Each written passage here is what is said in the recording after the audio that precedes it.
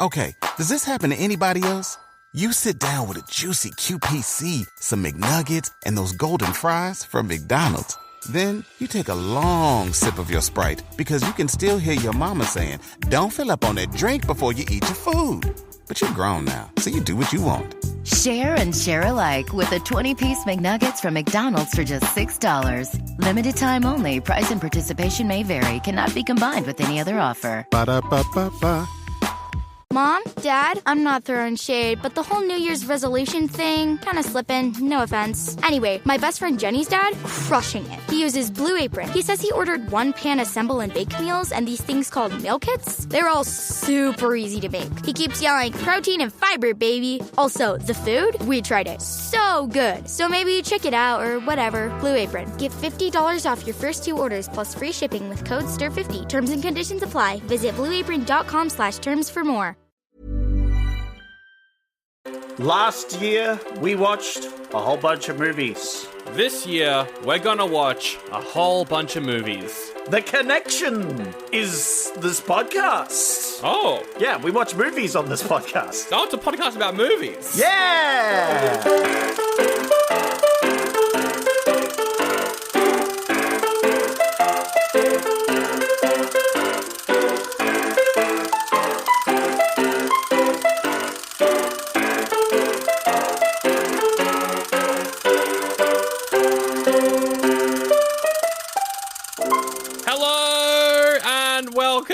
Back to Oldie, but a Goodie. My name is Sandro. Zach is my co-host, and Happy New Year! Yeah, we made it. Whoa. Did your New Year's resolution come through, Sandro? Resolution? I don't remember what it was. You know what? That's a classic New Year's resolution thing where you just don't remember what your New Year's resolution was. Trying to put myself back in my shoes of myself December 2023.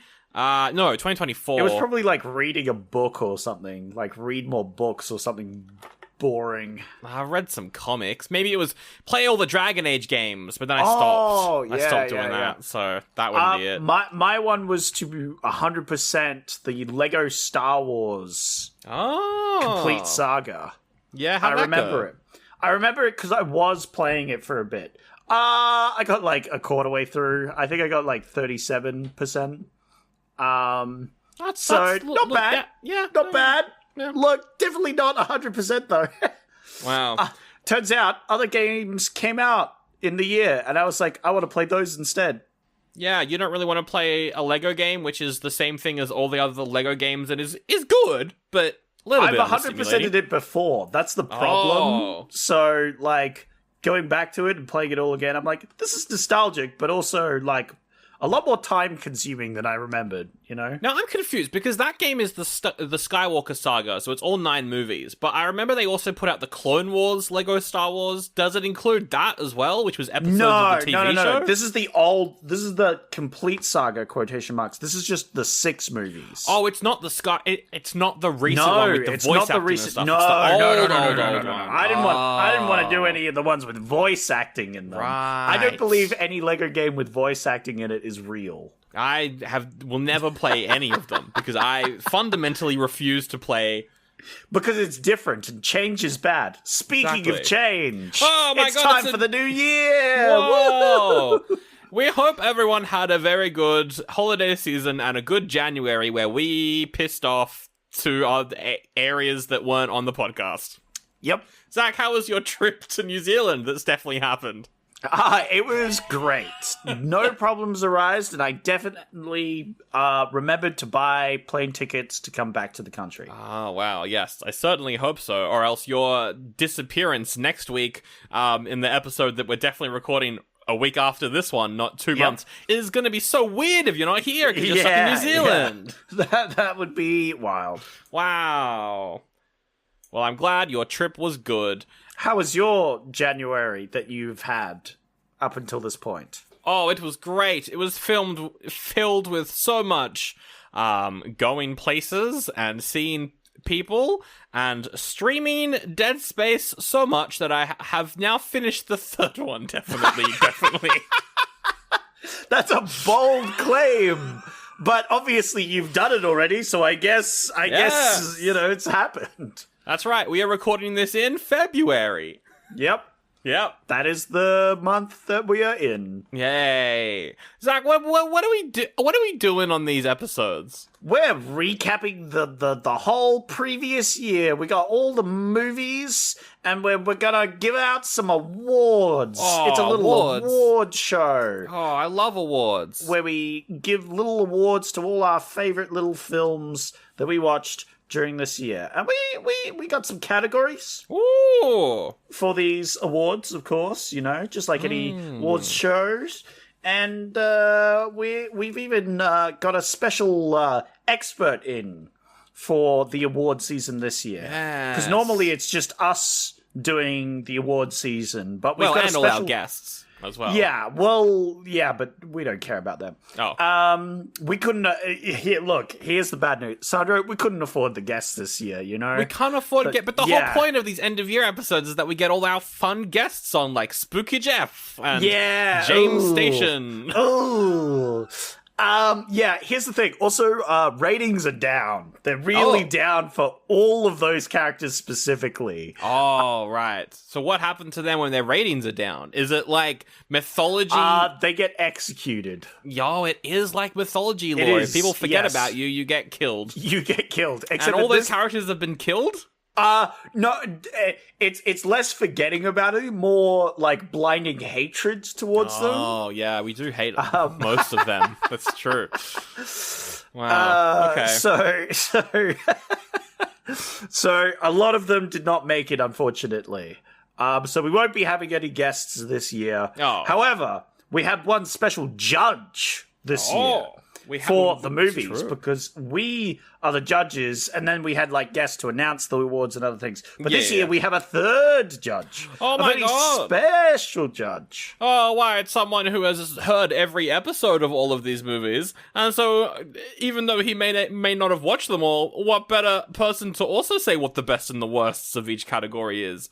Joining us is Starkey, not on the call, but he wrote down his opinions on a Google Doc. He could say hi if he wants. Hi, Starkey. Hey, Happy New Year. Oh, that's nice. Wow. How was your Christmas and New Year's and start of February?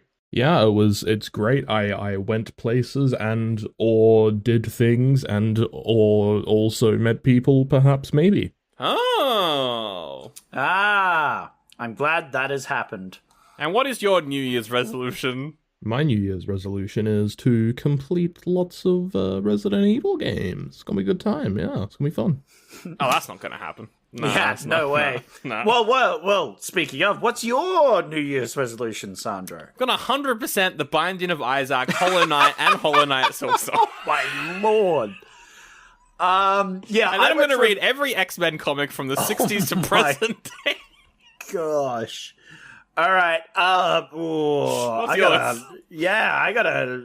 gotta come up with one. I want to 100% Lego Star Wars: The Complete Saga. I thought you were going to say like a different Lego game. Yeah. The same one. It's just the same one. I just keep going till I finish it. Are you starting over, or are you just going to continue? No, I'm continuing the same save file. Yeah, okay. I'm going to get there. I'll get there essentially.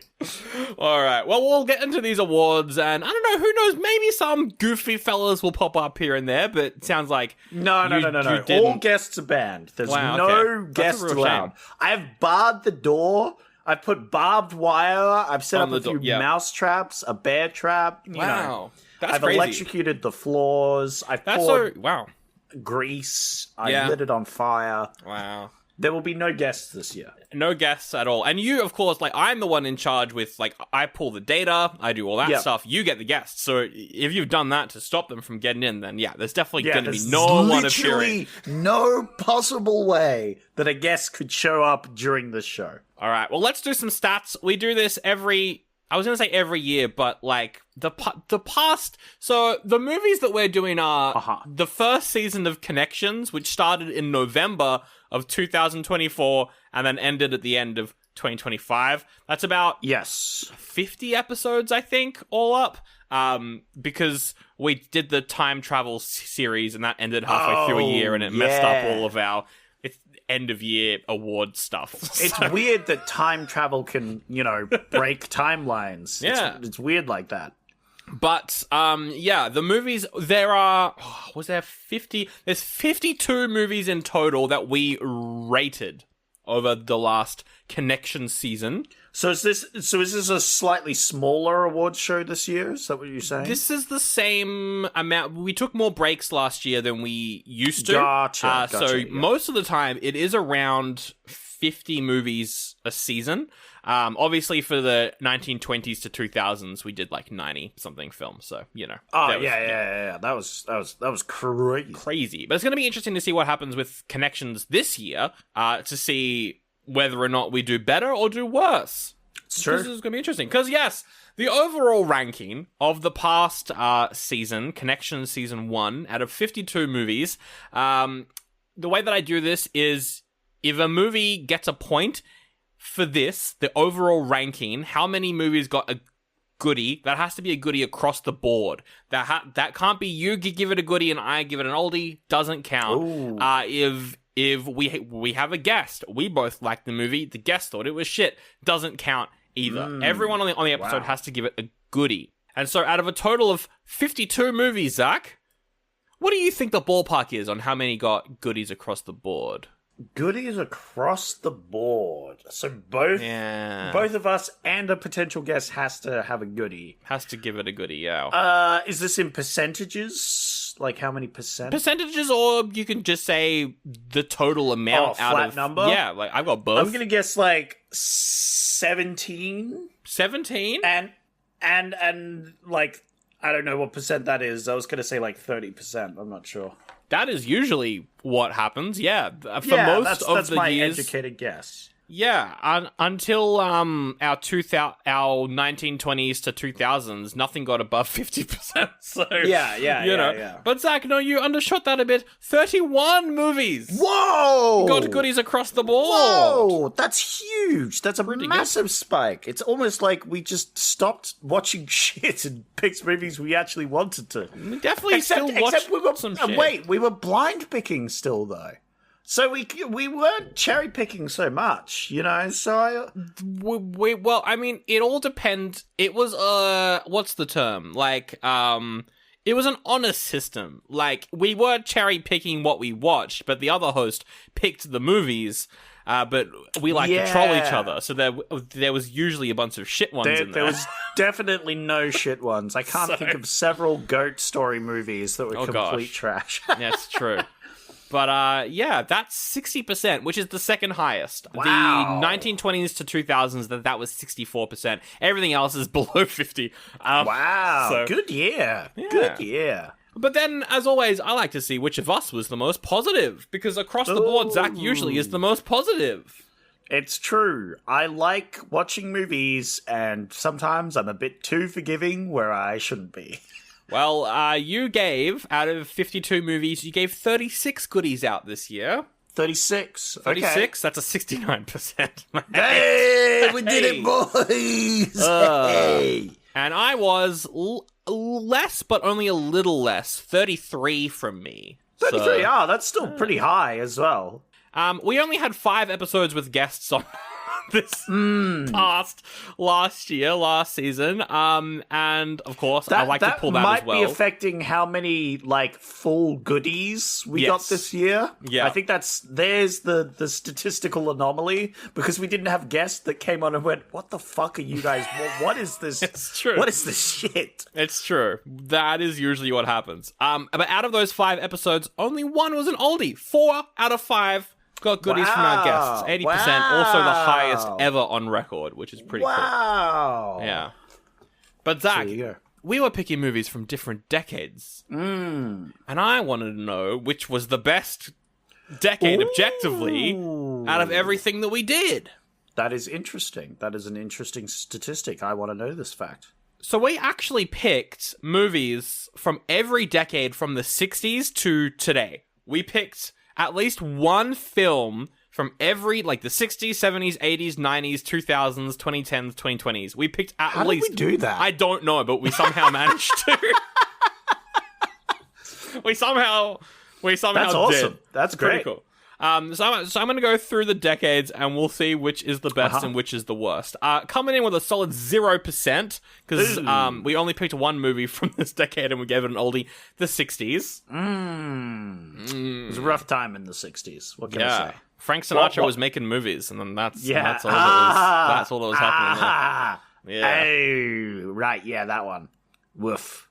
My bad. One other decade got a solid 0%, Zach. What do you think? Where do you think it was? The 2000s. 2000s?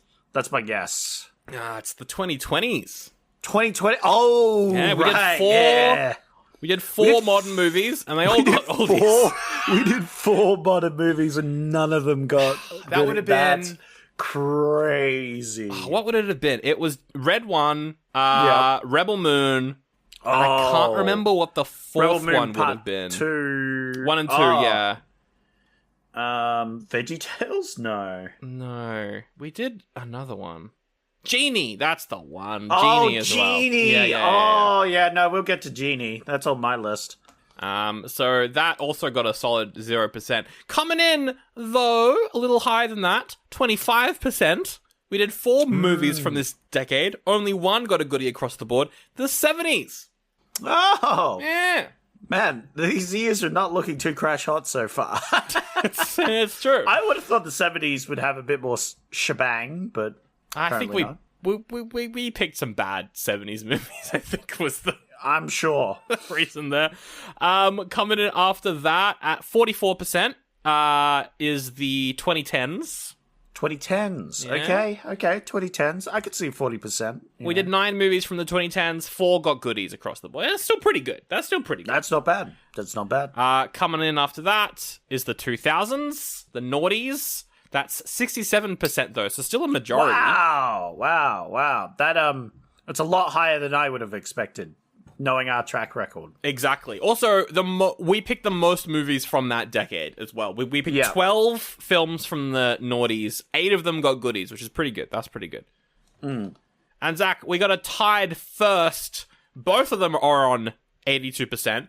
We picked 11 movies in both decades, and 9 of them got goodies across the board in both decades, is the 80s and the 90s. So good on those decades for being the best. You won the game. Yeah. Well You done. won it. Yes. Done. Very good. Yeah. It goes to show that bad is new and bad is black and white and everything else is good. So that's It's almost what we like the can learn budgets there. of movies increased up till the 2000s where they hit their peak and then crashed exponentially. Yeah. And it hasn't recovered since. I think it's also we pick bad new movies because we don't want to talk about good new movies. Yeah, no, that doesn't help. That doesn't help. We did do on the Patreon. We did some new Nicolas Cage films. That's true. We do them on Patreon. Yeah. Yeah. So if you want more modern films where we actually enjoy ourselves, probably don't visit the latest Patreon movies because some of them were not good. Well, Logan's out this month. That's nice. But last month in January, we had to do Apocalypse. That was fucking terrible, man. X-Men Apocalypse. What a piece. Oh, speaking of new movies, what did you think of Avatar 3 that we've definitely seen at this point? Avatar 3! My goodness. James Cameron, he could do no wrong. Wow. I think it's the first movie I've ever watched where I've liked every single part of it and had no problems with anything in the movie. Wow. And I definitely do not think that I will ever regret this statement. I hope that we do, when we watch it, record do a review, and it's already out. And so people can go and check that out if they want to, where, of course, you say you have no issues with this film. Yes. It's perfect. And this is just like that time I was Team Jacob. It could not go wrong. There was could no not go way that it could go wrong. My partner has been walking around the house being like, I know spoilers for Avatar 3. I'm like, it's not out. I mean, it's been out for 2 months. How do you know that already? Yeah. How do you know? I'm like, what's the spoiler? That it's long? Yeah, lol. Okay, should we get into the actual awards? Yeah, we got some fun categories to go through. We're going to give out some awards. It's going to be a fun old time. Zach, I need you first to explain what the awards are. Obviously, we've got best and worst. Yes, but so you've got best of a category. You've got worst of a category. Yeah. But there's a secret little third category we got going on here. Oh, what's the secret third category? It's not very secret. It's the category. Now, Sandra, do you know what an movie is? It's late at night. I know that I want to watch a movie, and I've opened Netflix, and I'm just scrolling through, and I'm like, do I want that? Or that one? Is that what it is? Yeah, pretty much. I would say it's an movie when you see it on Netflix and you don't pick it and you pick something else. Oh. That was me when I'm looking at these films. Is kind of like not the worst movie, but not the best movie, and it had some things you like about it, but also not some things you don't like about it, you know? It's like a mixed bag. It's a movie when you're like, I liked it, but... Yeah. Or it's like, I could have liked it, however, there's something wrong with the movie that doesn't ruin the movie, but it doesn't make it better. It's in a weird spot. And we have the award for any movie that's in a bit of a weird spot. Yeah. So we're going to go through these categories. Every film's broken up by genres. Oh, yeah. So in previous years, we've done multiple movies in multiple genres, but that got out of hand, and we would never do that again. So the last couple of these, it's just one movie belongs in one genre. If a movie is in a genre and you disagree with it, shut up. If a movie also, you're like, that's not a horror, that's a thriller. Shut up, there weren't enough thrillers to make a thriller category. Someone's a little salty, he could make a thriller category. And then we'll also do our top threes overall of all the categories at the end. And then something else that you wanted to do, which I'm looking forward to. Absolutely. So shall we jump into the first category, the top category? Let's jump right into it. I'm just gonna get ready to go. I'm halfway through the can, so I can't. Damn. I can. Oh, that was crisp. Sounded good. Yeah. Okay, if you say so. All right, we're drinking beers. It's late at night. We're getting alcoholized. What is the first category of the show? Well, it's appropriate for heavy drinking. Oh, yes. Because I think everyone can relate to this in their family. That's right. The award is for family. We did a whole bunch of family movies. In fact, quite a lot of them. Wow. It's one of our biggest categories. Not the biggest. But one of our biggest. It usually is one of the biggest, and drinking does usually lead to starting families. So it's good. It makes sense to be the first one. Thank you, Sandro, for your insight. I'm going to go through the nominees. Yep. Just so everyone knows what we have on offer here. And no guests have shown up, so I guess we are actually guest-free. No, there are no guests. That's crazy. I heard wrong. one earlier. One of my bear traps went off. But other than that, we're coasting. It's good. Who did you catch in your bear trap? Was it James Nerdy Station. Neil? Oh, James Station. That makes sense. Yeah. He keeps trying to show up. It's the 5th bear trap he's been caught in. Oi, Zach, let me out of the bear trap. I'm a fuckwit. No, you're not on this podcast. You're not a guest. There's no guests. Damn. No Arnie, no Tom Holland's going to be weird. All right, what are the movies in the family category? First up is, of course, Moana, which I played a little prank on Sandro and made him watch a Disney modern film. That was the first one we did. And you are, of course, picking the first one we're doing this year. Maybe it'll be in a similar spirit. Who knows? Stick around. And the what else do we do? Monster trucks. Oh, hell yeah. That's the one that my partner messaged you and was like, put this in as an option. Yeah, and I picked it. And it was a good pick. I liked it. It is about an alien creature that comes down to Earth, or was living in Earth or something. I don't know. It lives in a monster truck. It can drive a truck. There's no reason for it to exist. There's no reason for us to give synopsises either, because if you haven't heard every episode of the last year, go and listen to that. That's your homework. Goodbye. Yep. That was a joke. Please Robots. stay. Oh! 2005. It's like that. Robots. Yeah, that was animated fun. film. It's a good one. Grew up watching that. Cats and Dogs: The Revenge of Kitty Galore. Famously, you like Cats and Dogs. We did an episode on I'm it, a and big I fan. said it was bad. So then you made us watch the sequel, and we both said it was bad. Yeah. Facts. Speaking of cats, the cat from outer space. Oh, that was a fun time. Jake is a chronic gambler. He needs to be put in a help group to stop him gambling. You have a lot of information about these movies. Jake, do you just remember that? I just remember. Wow, I that's watched. crazy. Did you not watch the film? I watched them. I don't Sandro? remember anything about any of these movies. Sandro just reads a synopsis 2 minutes before we start the podcast. Don't reveal my secrets. No, I think it's because I'm not editing these anymore, so I don't remember anything that we said. Oh, right. Yeah, you see, I've never edited any of them, and therefore I just have to remember the movies. Yeah. I definitely didn't Google some of these. All right. Treasure Island. Oh, yes. This was the Russian Treasure Island animated movie that I had watched growing up in my childhood. I had watched the English version. Yes. We got a very dodgy rip of, I think, the Russian version. No, I watched English. Oh, for that one. we watched the English version. Yeah. That's right. I watched the Russian version as well. You watched both versions for that episode. And it's a great movie. I wish we could have found a better copy of it to get a better look at it. But I thought it was a good movie. It's still fun. Speaking of good movies, Goat Story. Oh, sorry, I misspoke. This one's a bad one. This one's garbage.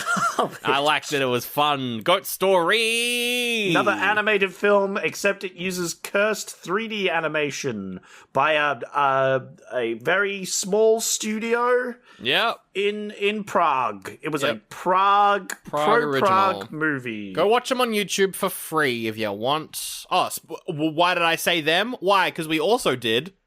Goat Story 2 with cheese. That was weird. I didn't like that one as much. That one was annoying because it wasn't even about the goat anymore, which is what it's called. That one also implies that the goat and the guy had a baby together. So what? Yeah, weird stuff. No, I don't believe you. And in recompense, I made Sandro watch VeggieTales: The League of Incredible Vegetables. You did force that upon me and all of our podcast listeners as well. I think you picked the movie out of several options, so it was not my fault. They were all VeggieTale options, first of all. I don't recall what you're talking about. Second of all, you can't prove that. I want to check what the stats on our YouTube channel are for that episode in particular, because I don't think we actually got angry comments on it, which was surprising, considering we're talking about Christian media. Yeah, well, I don't think anybody's looking up the VeggieTales: The League of Incredible Vegetables reviews specifically. Yeah. All right. So, that is all the movies in the family category. Don't worry if you've forgotten all of them already, because the important bit is we have our 3 judges. Oh, yes. And they will be assigning the best movie of the category, the worst movie of the category, and the middle whatever movie. Zach and I will go through ours first, but the real judge and the canon answer will be whatever Starkey puts down, which I will reveal at the end. Yes, because obviously we can't agree with each other because we will fight tooth and nail to say that the other person is wrong. But we can both agree that Sagi probably is right. It probably is correct. All right. What do you want to start with? I think we should start with worst. Worst? Okay. Go to Yep. And then finish with the best. I like this plan. All right. My worst is without a doubt the worst movie that you made us watch was VeggieTales, and I hated it. Wow. And I never want to watch VeggieTales again, mainly just because that one was so fucking shit. So that was boring. a particularly bad episode of VeggieTales had as well. a bad lesson. It had bad which was songs. unfortunate. Actually, no, the songs were good. The silly song was bad, and that is irredeemable. Which is really sad, because the silly song's usually a highlight. This was just, unfortunately, I think out of all the VeggieTales episodes you could have picked, the literal worst possible one. So bad, man. Why did you want to well, I picked it. You put some better options in there. I did. Episode. You just so happened to, for some reason, want to watch a superhero movie. Mostly because you didn't know what superhero movie I thought it was League of Super Pets. You were just like, oh, that's right. I thought it was League of Super Pets. No. And I've never watched it, so I wanted to watch it. I thought it'd be fun. Yeah. Because you couldn't figure out what superhero film it was, it's like, oh, it's a superhero thing I haven't seen. Yeah. So I'll want to watch that. Yeah. Unfortunately, you were right. It was a superhero thing you hadn't seen. Unfortunately, it's not something you wanted to watch. No, it's League of Incredible Vegetables. That's my worst. How about you? My worst is Goat Story 2 with cheese. Specifically the second one. Interesting. I chose the second one specifically because the story in the first one, at least it has a story. Yeah. In this one, there is no story. They just made up what... The first one had a bit of Prague lore, right? Yes. It dropped lore bombs on Prague, and it had the clock, and it was about different things, like... They made it for Prague, about Prague, There was a reason for making it. Yeah. The sequel was just a sequel, and they made up whatever the fuck. They did have some weird, interesting characters.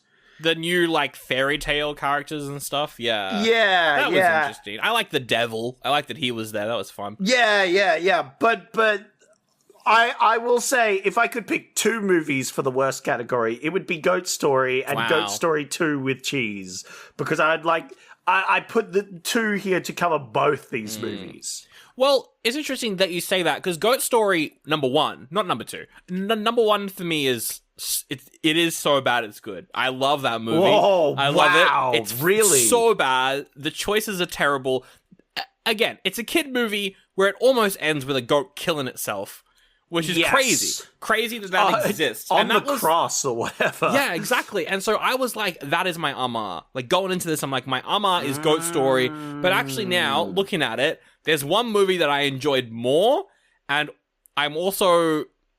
It's a better film, but also it is very Amma, because I'm like, I enjoyed it. But what? Why? And why does this exist? And it's Monster Trucks. I had a really fun time with Monster Trucks. I think if I was a kid, I would have loved it. I just am like, there's so many weird things in that movie that don't need to exist. And that's why, for me, that's the antithesis of Amma, is it's kind of shit, but also kind of great.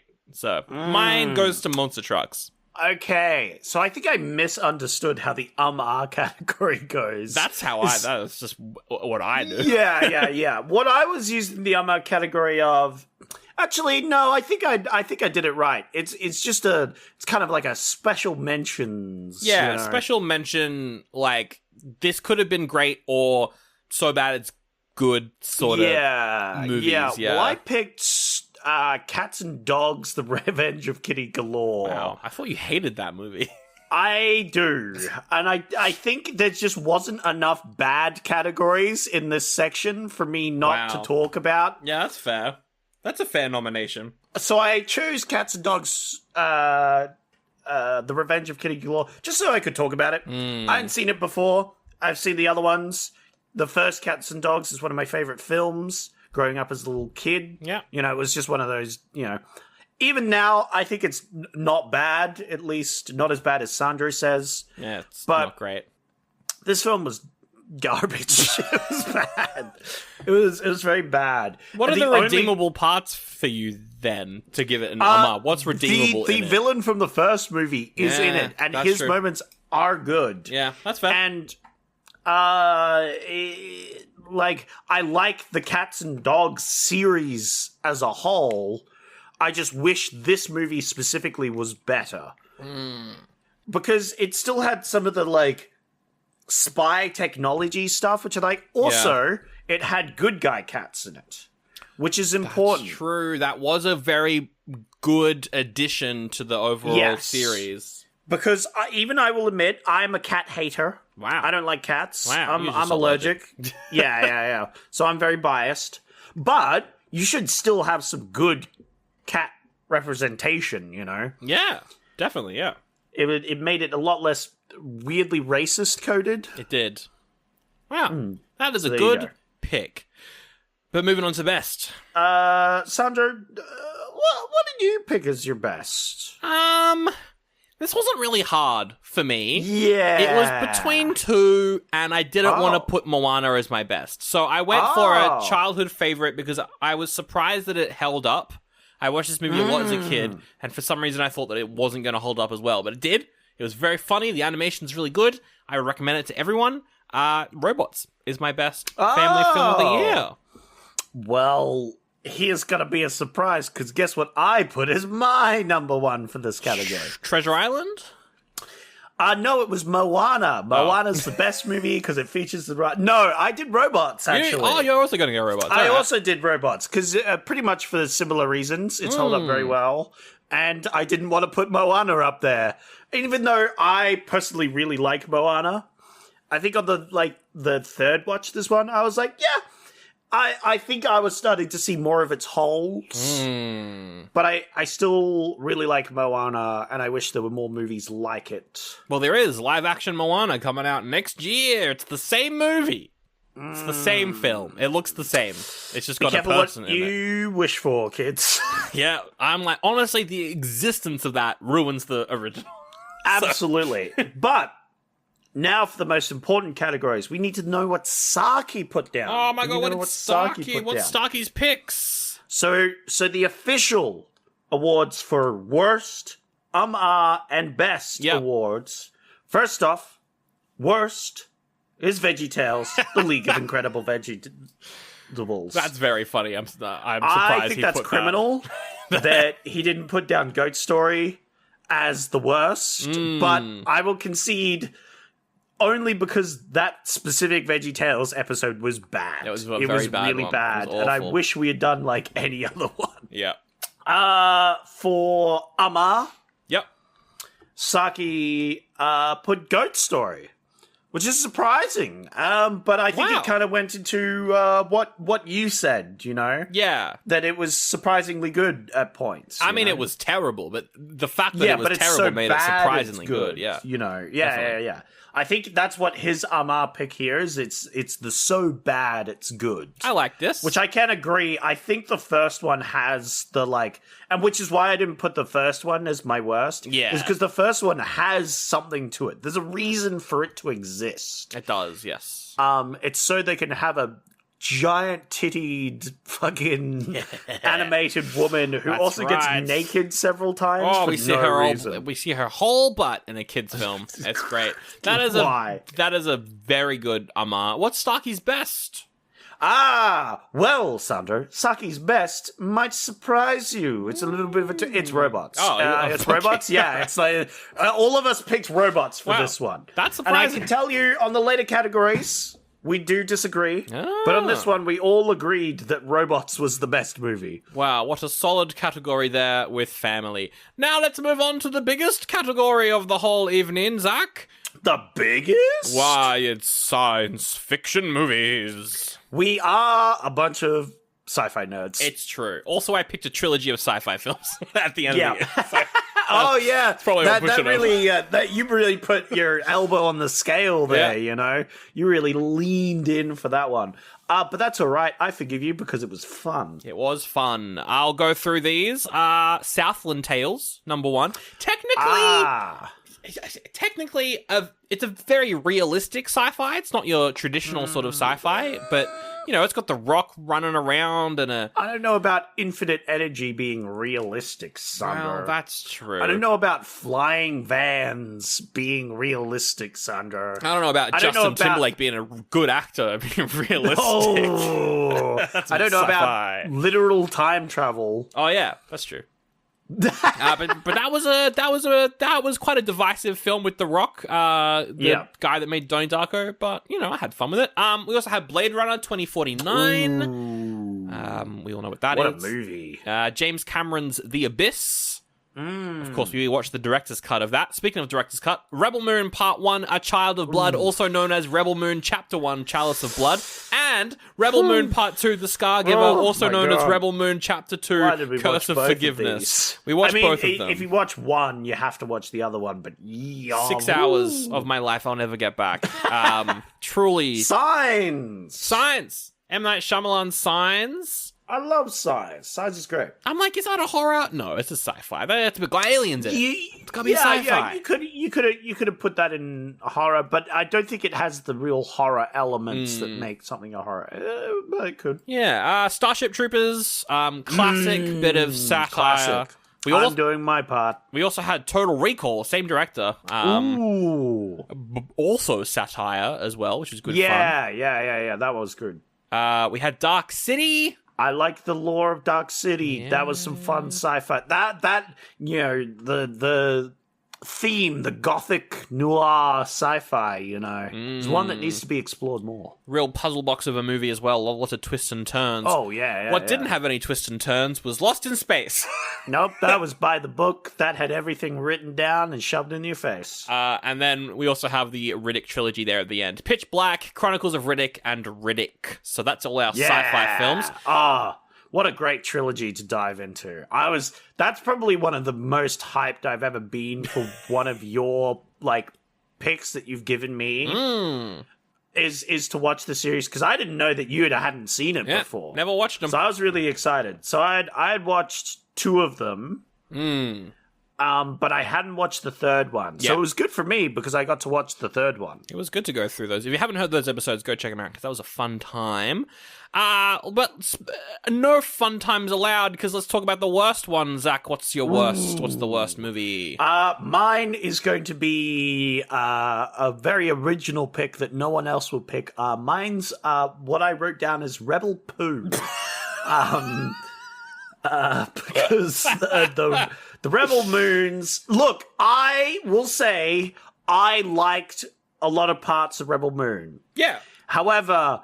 they're 3-hour movies that we watched. And if I only liked half an hour of your movie, it's not good. No. There's some good lore in those movies, but also it's all stolen from Warhammer and shit. Exactly. Well, that's fine. The problem is, for me, is that there was so much potential here for these to be good. Yeah. If you just kept stealing from Warhammer and made something good like Warhammer, then it would have been great, and I would have enjoyed it a lot. And there was that's the problem. The lore I really liked. The universe I thought was really cool. For sure, there's some good visuals, some good gore in there as well. That was fun. Great visuals and other things. And then it just did not come together. No.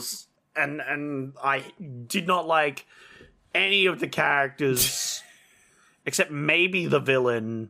But right. The main villain, but he's barely on screen. Yeah. And so it's just it was a mess, and it just needed better writing, and I was like, oh. Are you gonna very disappointed? Which one in particular, or just both of them, is your worst? I mean, it could be both of them. I'll put the second one. Really? Because after you watch the first one, you have to watch which one. Which one is the one where they're just on a side quest picking up all the characters? That's the first one, and that's the entirety of the first one. I'll pick the first one. Yeah, I'll pick the first one because I hated that. That is the dumbest way to introduce characters I've seen in film. If you're going to pick the first one, I will pick the second one as my worst because I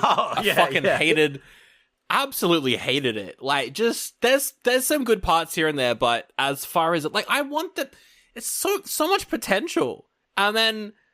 I don't want to say it's bad because it's directed by Zack Snyder, but then they had to get Zack Snyder in, and it's just I know that it's his thing, so obviously it wouldn't exist without him. I just think that he's the wrong person to direct something like this, because he just proves that he doesn't understand sci-fi, just as a genre. It's just bad. It was just bad. Bad. That was bad. Bad. Hated both of them.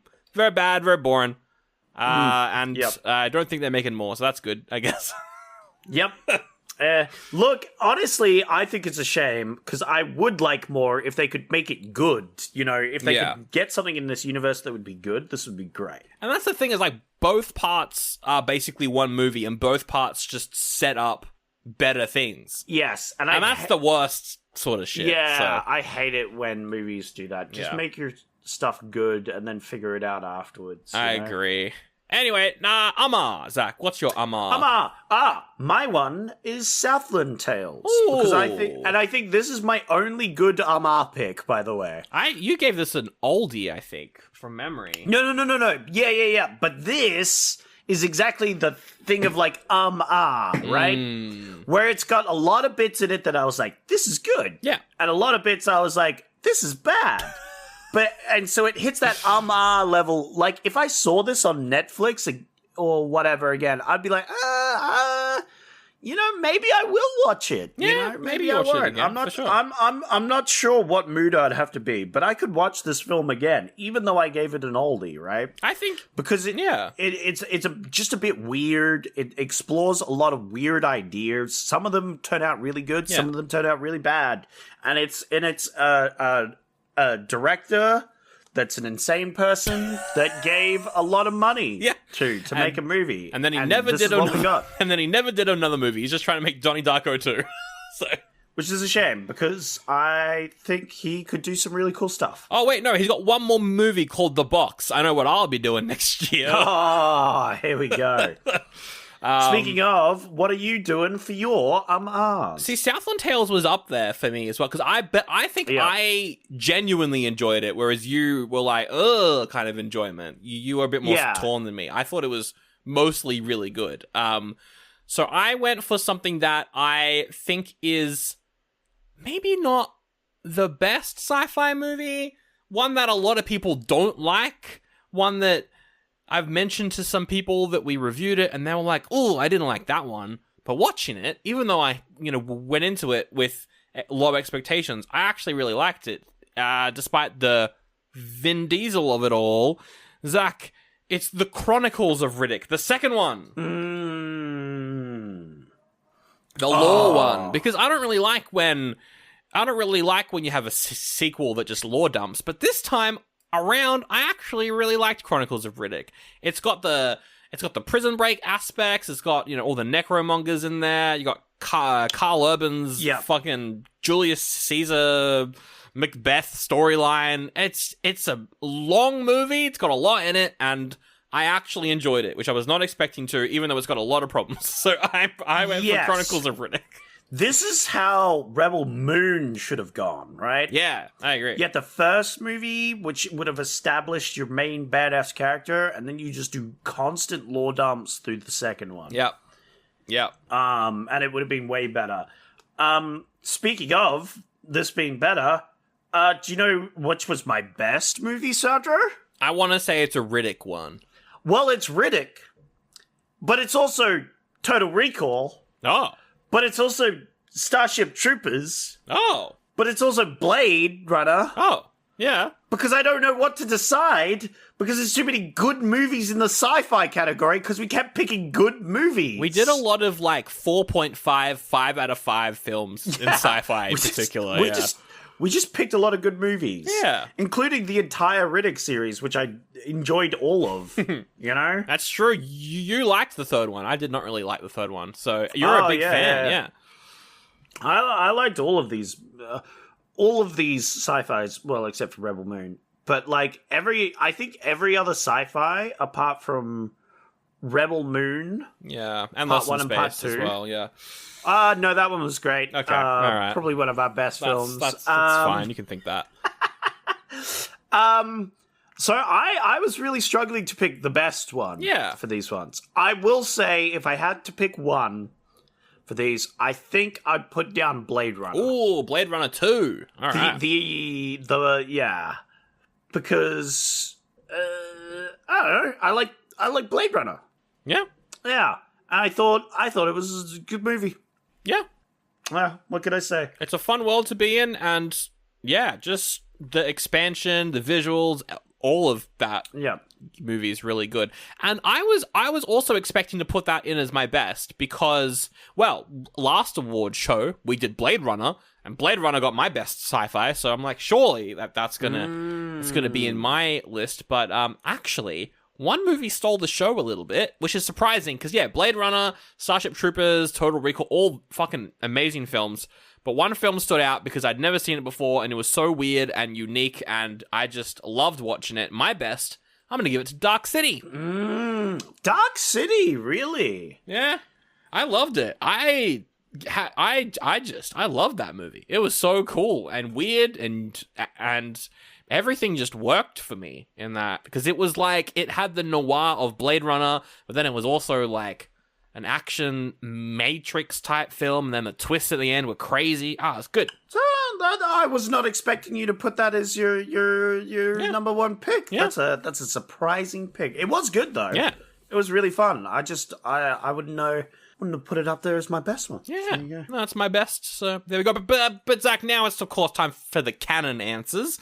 Yes. Over to Mr. What is Starkey. the true answers for this year? In no surprise at all, the worst is Rebel Moon. Both parts he's put down. So I you guess put down both parts. That's fair. I guess that's fair. It's hard to decide which one's worse, so I think that's a fair call. Starkey's Amar was Lost in Space. I think that's a very movie. Yeah, it's kind of It's a lot so of fun parts. Yeah, it's kind of so bad it's good. Like, it's one that I would have liked to watch with a big group of people just making fun of it. So Yeah, good. Absolutely. and then the best was Signs, which Starkey picked. Signs. So that was actually a Starkey choice when we did it. So that's fair enough to put that in. Super biased. Yeah, incredibly Just biased. Extremely biased. Yeah. Just no nuance whatsoever, just picking the one that he picked. Yeah, Okay, that's well, fair. That's fair. Okay. It was a good one. Dear McDonald's, your breakfast menu? Fire. 10s across the board. I could be happy with anything, even though I ordered the same thing every time. Thanks for not judging me. I'll try something new next time. Maybe. Score a 2 for $5 deal on a sausage McMuffin with egg and more. Limited time only. Price and participation may vary. Cannot be combined with any other offer. Single item at regular price. Ba-da-ba-ba-ba. Well, listener, I can't believe they hired me for another year. My name's Sally McSeller, and I love the X-Men movies, particularly when Sandro and Zach are reviewing them over at patreon.com/oldie-but-a-goodie-pod. And this new year, they're wrapping up that series with the last movies in the franchise. They just did X-Men Apocalypse. Here's the clip. I watched this movie, and then I didn't watch any other X-Men films after it because I was like, I see that I am no longer welcome here. Fare thee well, X-Men. I shall never visit you again. I will never watch this film again. Yeah. And then we come back to today. Yeah. And I have to watch this film again. And you know what, Sandra? I liked some of the bits of it. What? Do you know what, Sandra? That makes it worse. It does make it worse, doesn't it? Because there's things there, right? You know? It could have been good. Yeah. But because the bits are there, it just makes the bad bits stand out more. Sandro and Zach have been hyping up this review pretty much for an entire year because it's the movie that made them hate X-Men movies. And the review is over 2 hours long. And you can get it right now at patreon.com/oldie-but-a-goodie-pod. And I am biased, partly because they don't pay me unless I get at least 1 million people to sign up every week. But I think this is a good episode, and you can check it out right now at patreon.com/oldie-but-a-goodie-pod. You can also get ad-free episodes too, and a whole back catalog of X-Men reviews. I'm an American. Yeehaw! All right, Sandra. Now it's time for one of our favorite categories. Ooh. It is one of the spookier categories. It is the horror category. Oh, the scary scaries in the middle of the night bumping around. Sandra, we like our little horror movies. We done a few horror movies back in the day. That's right. I always put in at least one in my options. In fact, Yeah. the month when I picked only horror, I pretty much only picked horror movies. Yeah, so yeah, my month of picking movies. So So we had a few horror movies because of that. Yeah. So the first one at the top of the list is The Silence of the Lambs, a classic movie that was very famous, very popular, probably one of the highest % movies we've ever watched. It definitely was. I think I gave that one a 5 out of 5. I fucking love that movie. Yeah, for real. Puppet Master. That was fun. I liked liked Puppet Master. Yeah. I want to watch more Puppet Master. I want to get into some sequels. That'd be fun. Puppet Master was really interesting. I liked the ideas and the visuals for that one. I thought that one was a ripper movie. Unlike Demonic Toys. It has Baby Boom Boom, or whatever his name is, the baby toy flying around. But that movie was like the battle of a child's soul or some shit, and there was a cop in a toy store. There was some fun bits, but not as good as Puppet Master, I thought. Out of the two, I think Puppet Master was the winner there. That was the only bonus battle we did last year as well with those two movies. Maybe, well, obviously not including Patreon, so maybe we'll have to sneak some more in this next year. Deadly Friend. That was fun. It's about AI. Very relevant to today. That has the famous basketball gore scene. If you haven't seen, look it up because it's very funny. That was fun. It's a fun, cute little movie. Nothing too crazy. I wish they'd done a little more with it, but for sure. It was still good. Bordello of Blood. Oh, that was a fun movie. We had a bit of fun with the Bordello of Blood getting in there. That was about sexy lesbian vampire demons that were murdering people in a town. So they got a Jewish guy who was like a deadbeat fucking investigator to come investigate it. It was very silly, very stupid, didn't take itself too seriously. There's one of the best fight scenes of all time where a priest and a dude have water pistols filled with holy water. And they are shooting vampires in a hallway, and the vampires just explode. Might be the best action scene in cinema. The New York Ripper. Quack, quack.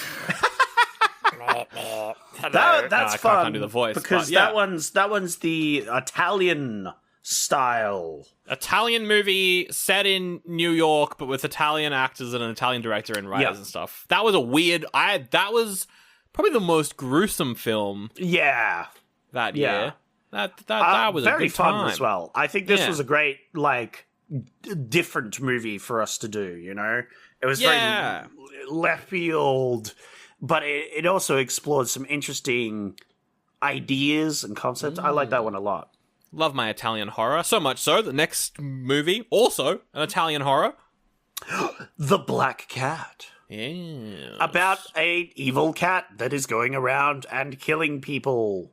That one was a bit more confusing because it had some twists and turns that didn't entirely add up to anything, but it was still fun. I liked the cat killing people. Speaking of confusing, The Exorcist 2, The Heretic. Yeah.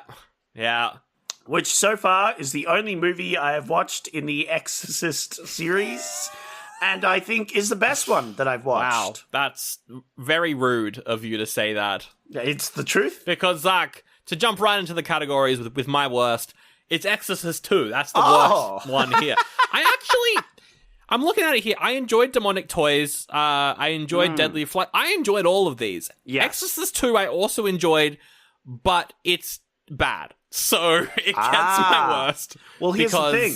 I haven't seen the first one, so going just by it alone, I thought it was pretty good.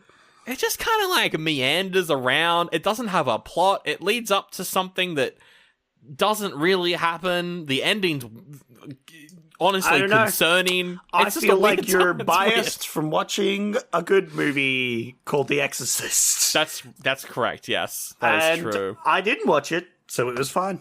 Yeah. My worst was The Silence of the Lamb. I think that... What? I think it's overrated, and people who like it are stupid and dumb and dummies. Is that a joke? Are you joking around? It's a dumb movie for dumb people who are dumb. Wow. They're dummies. If you liked Silence of the Lambs at any point, you were dumb. So what's your real worst movie then? Nope, that's it. That's Okay. what I put down as my worst, Sandro, and it's there. It's the worst. It's bad. I was like, are you going to say it's the worst because it's not a horror film? But no, Nope, you just it's think bad. It's a okay, bad sure. film All right. for bad people. You don't think that, but that's fine. Look, that can be your year in review award. There. And my Oh my god. Okay. was the moving black cat.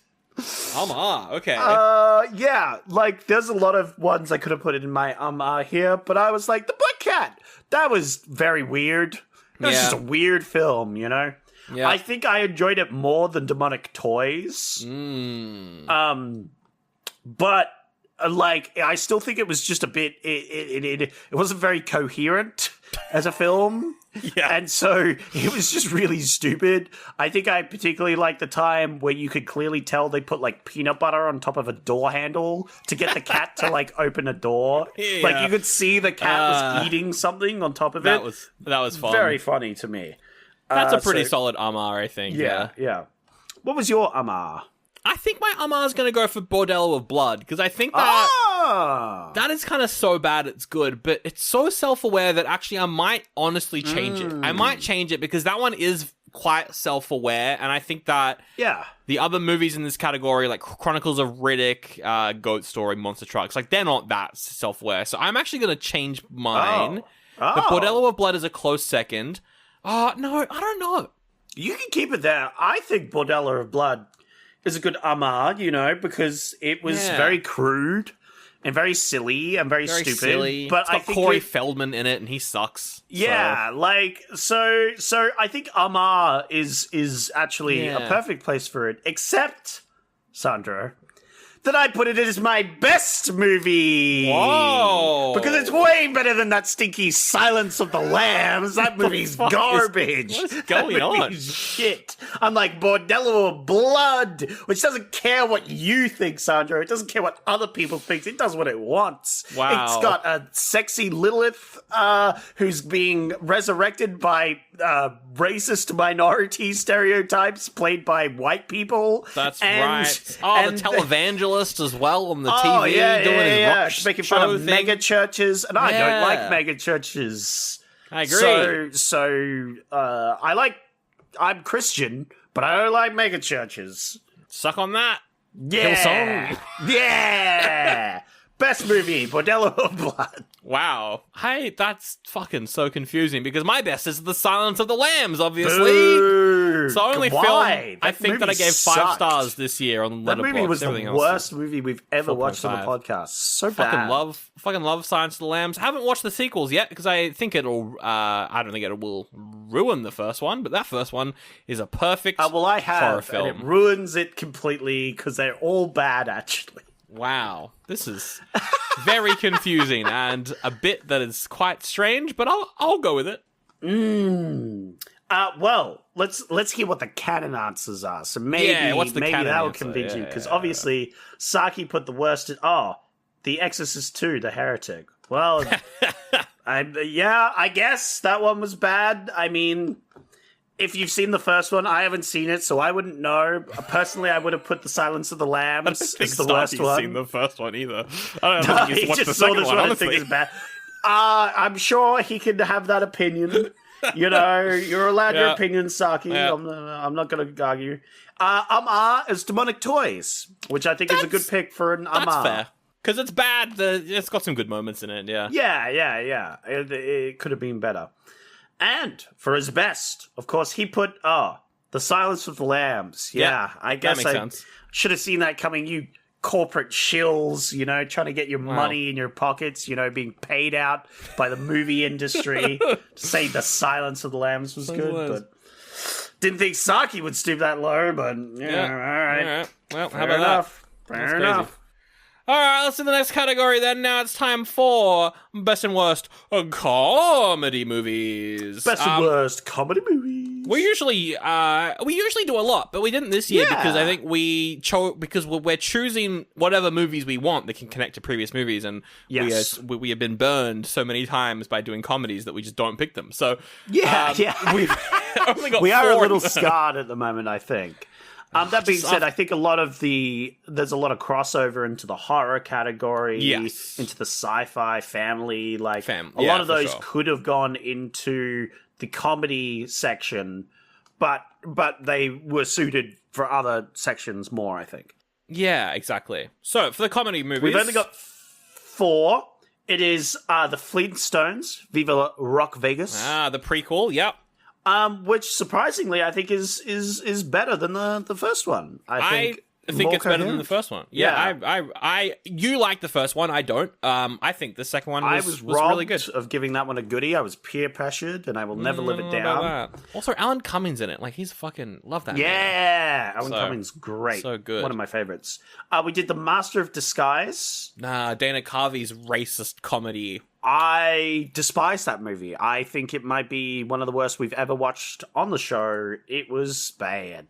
I liked a lot of the jokes. I think that it didn't work. The delivery of it didn't work, and I can't look past how bad the delivery is. Although, the problem. Am I not totally enough for the Turtle Club is a classic line.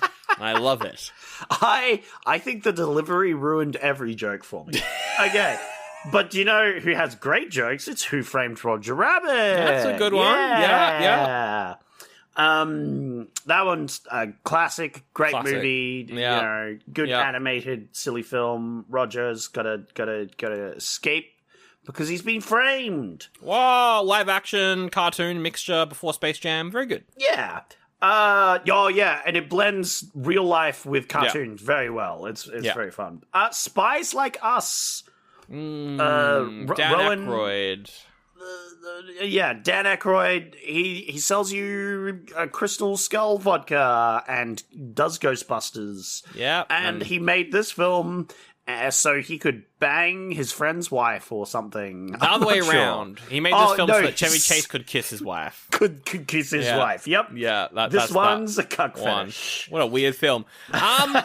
I mean, look, there's not many movies in this category, so the worst is very easily Master of Disguise. But I think that if we saw some worse films here, Master of Disguise could become my It would have still been my worst, I think. It's so absurd, but also very shit. What's your worst?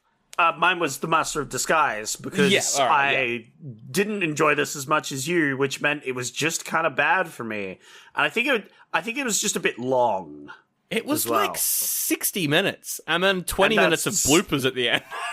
Yeah, I think that's what really nailed it for me, because I didn't watch the bloopers at first, because... Oh, that's right. You didn't watch them. Yeah, because I thought it was the end credits, and I was so done with the movie at that stage that I didn't realize it was essentially like another 20 minutes of movie that they had just cobbled together at the end.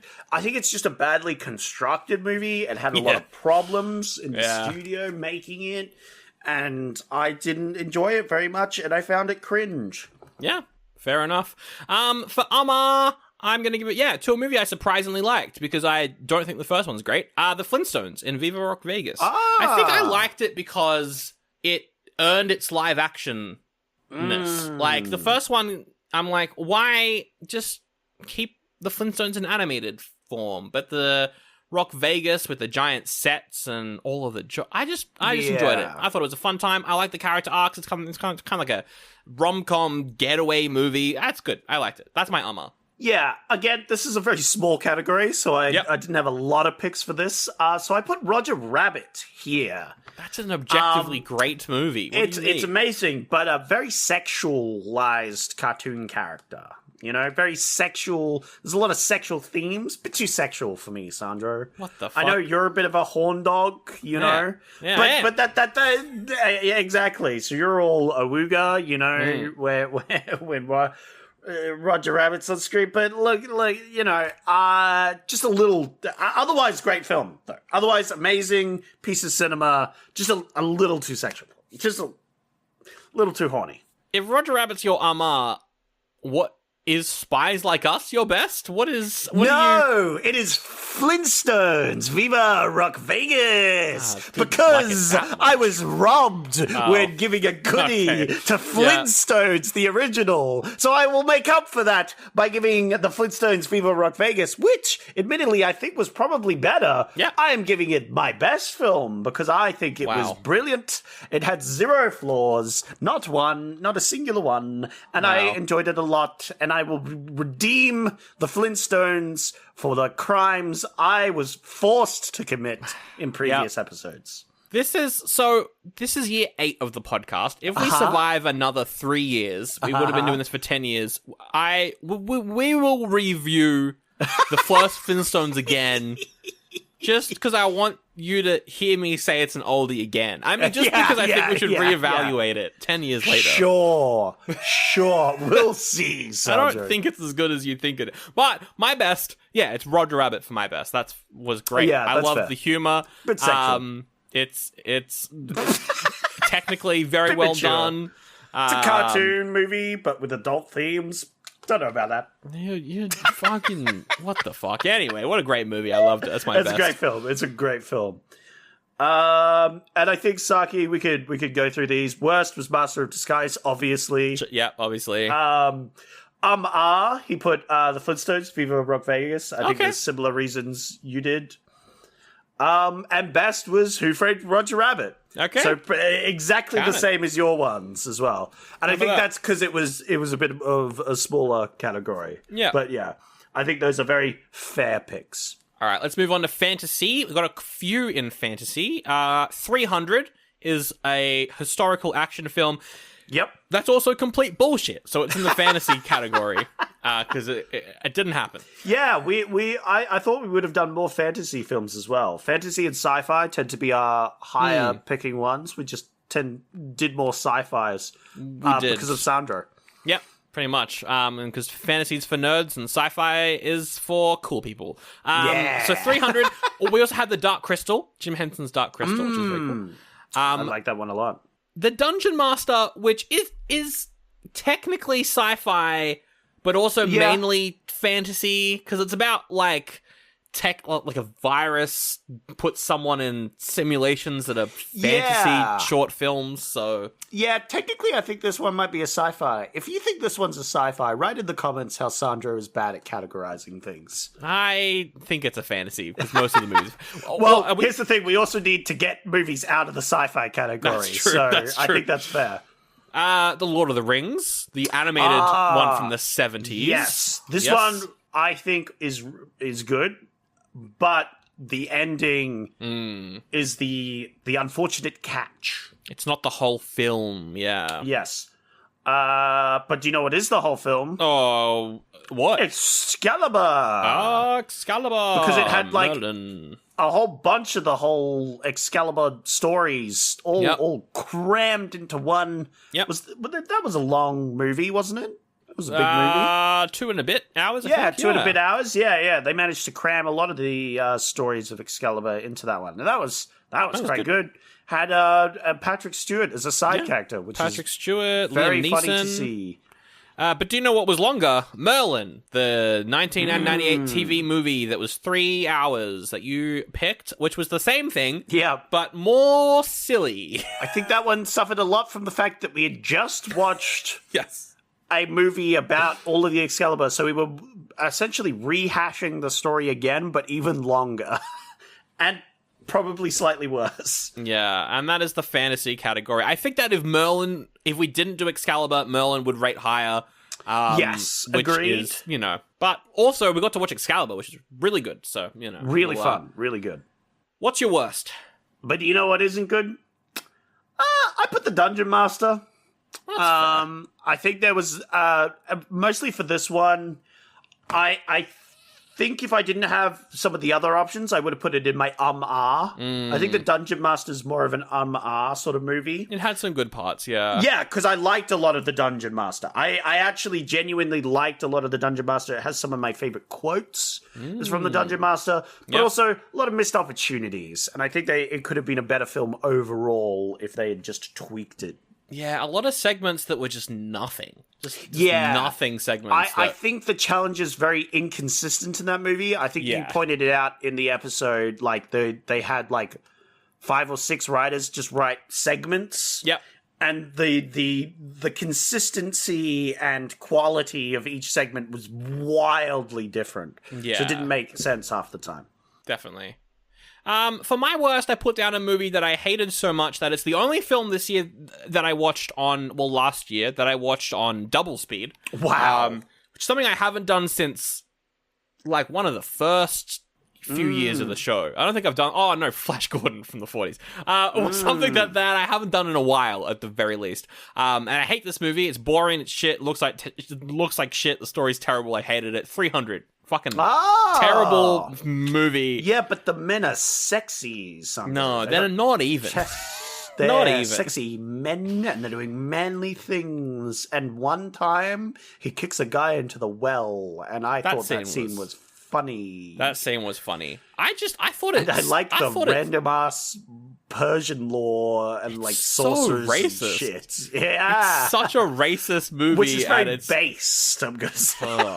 No, I feel bad. Yeah, I just hated it, and it's everything that I don't like about, I think, like modern-ish movies. It was just everything that I don't like about them. I'll mush into one. Fucking hated 300. But then if we move on to Amar, I think honestly 300 is the only bad movie here, because Dungeon Master does have some things in it that I liked. But one movie that I think I did give it an oldie on our episode, and honestly it's the only oldie that I regret, because I do think that this movie had a lot of good stuff in it, and it's the 70s Lord of the Rings is my Amar, because it doesn't have an ending, but it looks so cool and unique, and I honestly really liked it. It is a movie that would have been really good had they not shot it in the back, right at the end. They literally betrayed the movie itself. Yeah. So that it couldn't get it ending. Because, spoiler, my one's also The Lord of the Rings. And it's almost essentially for the same reason that I think I loved the entire movie all the way through up until the end. Yeah. And it's like an opposite of the Star Wars Episode 1, the prequel, the first You only prequel. like it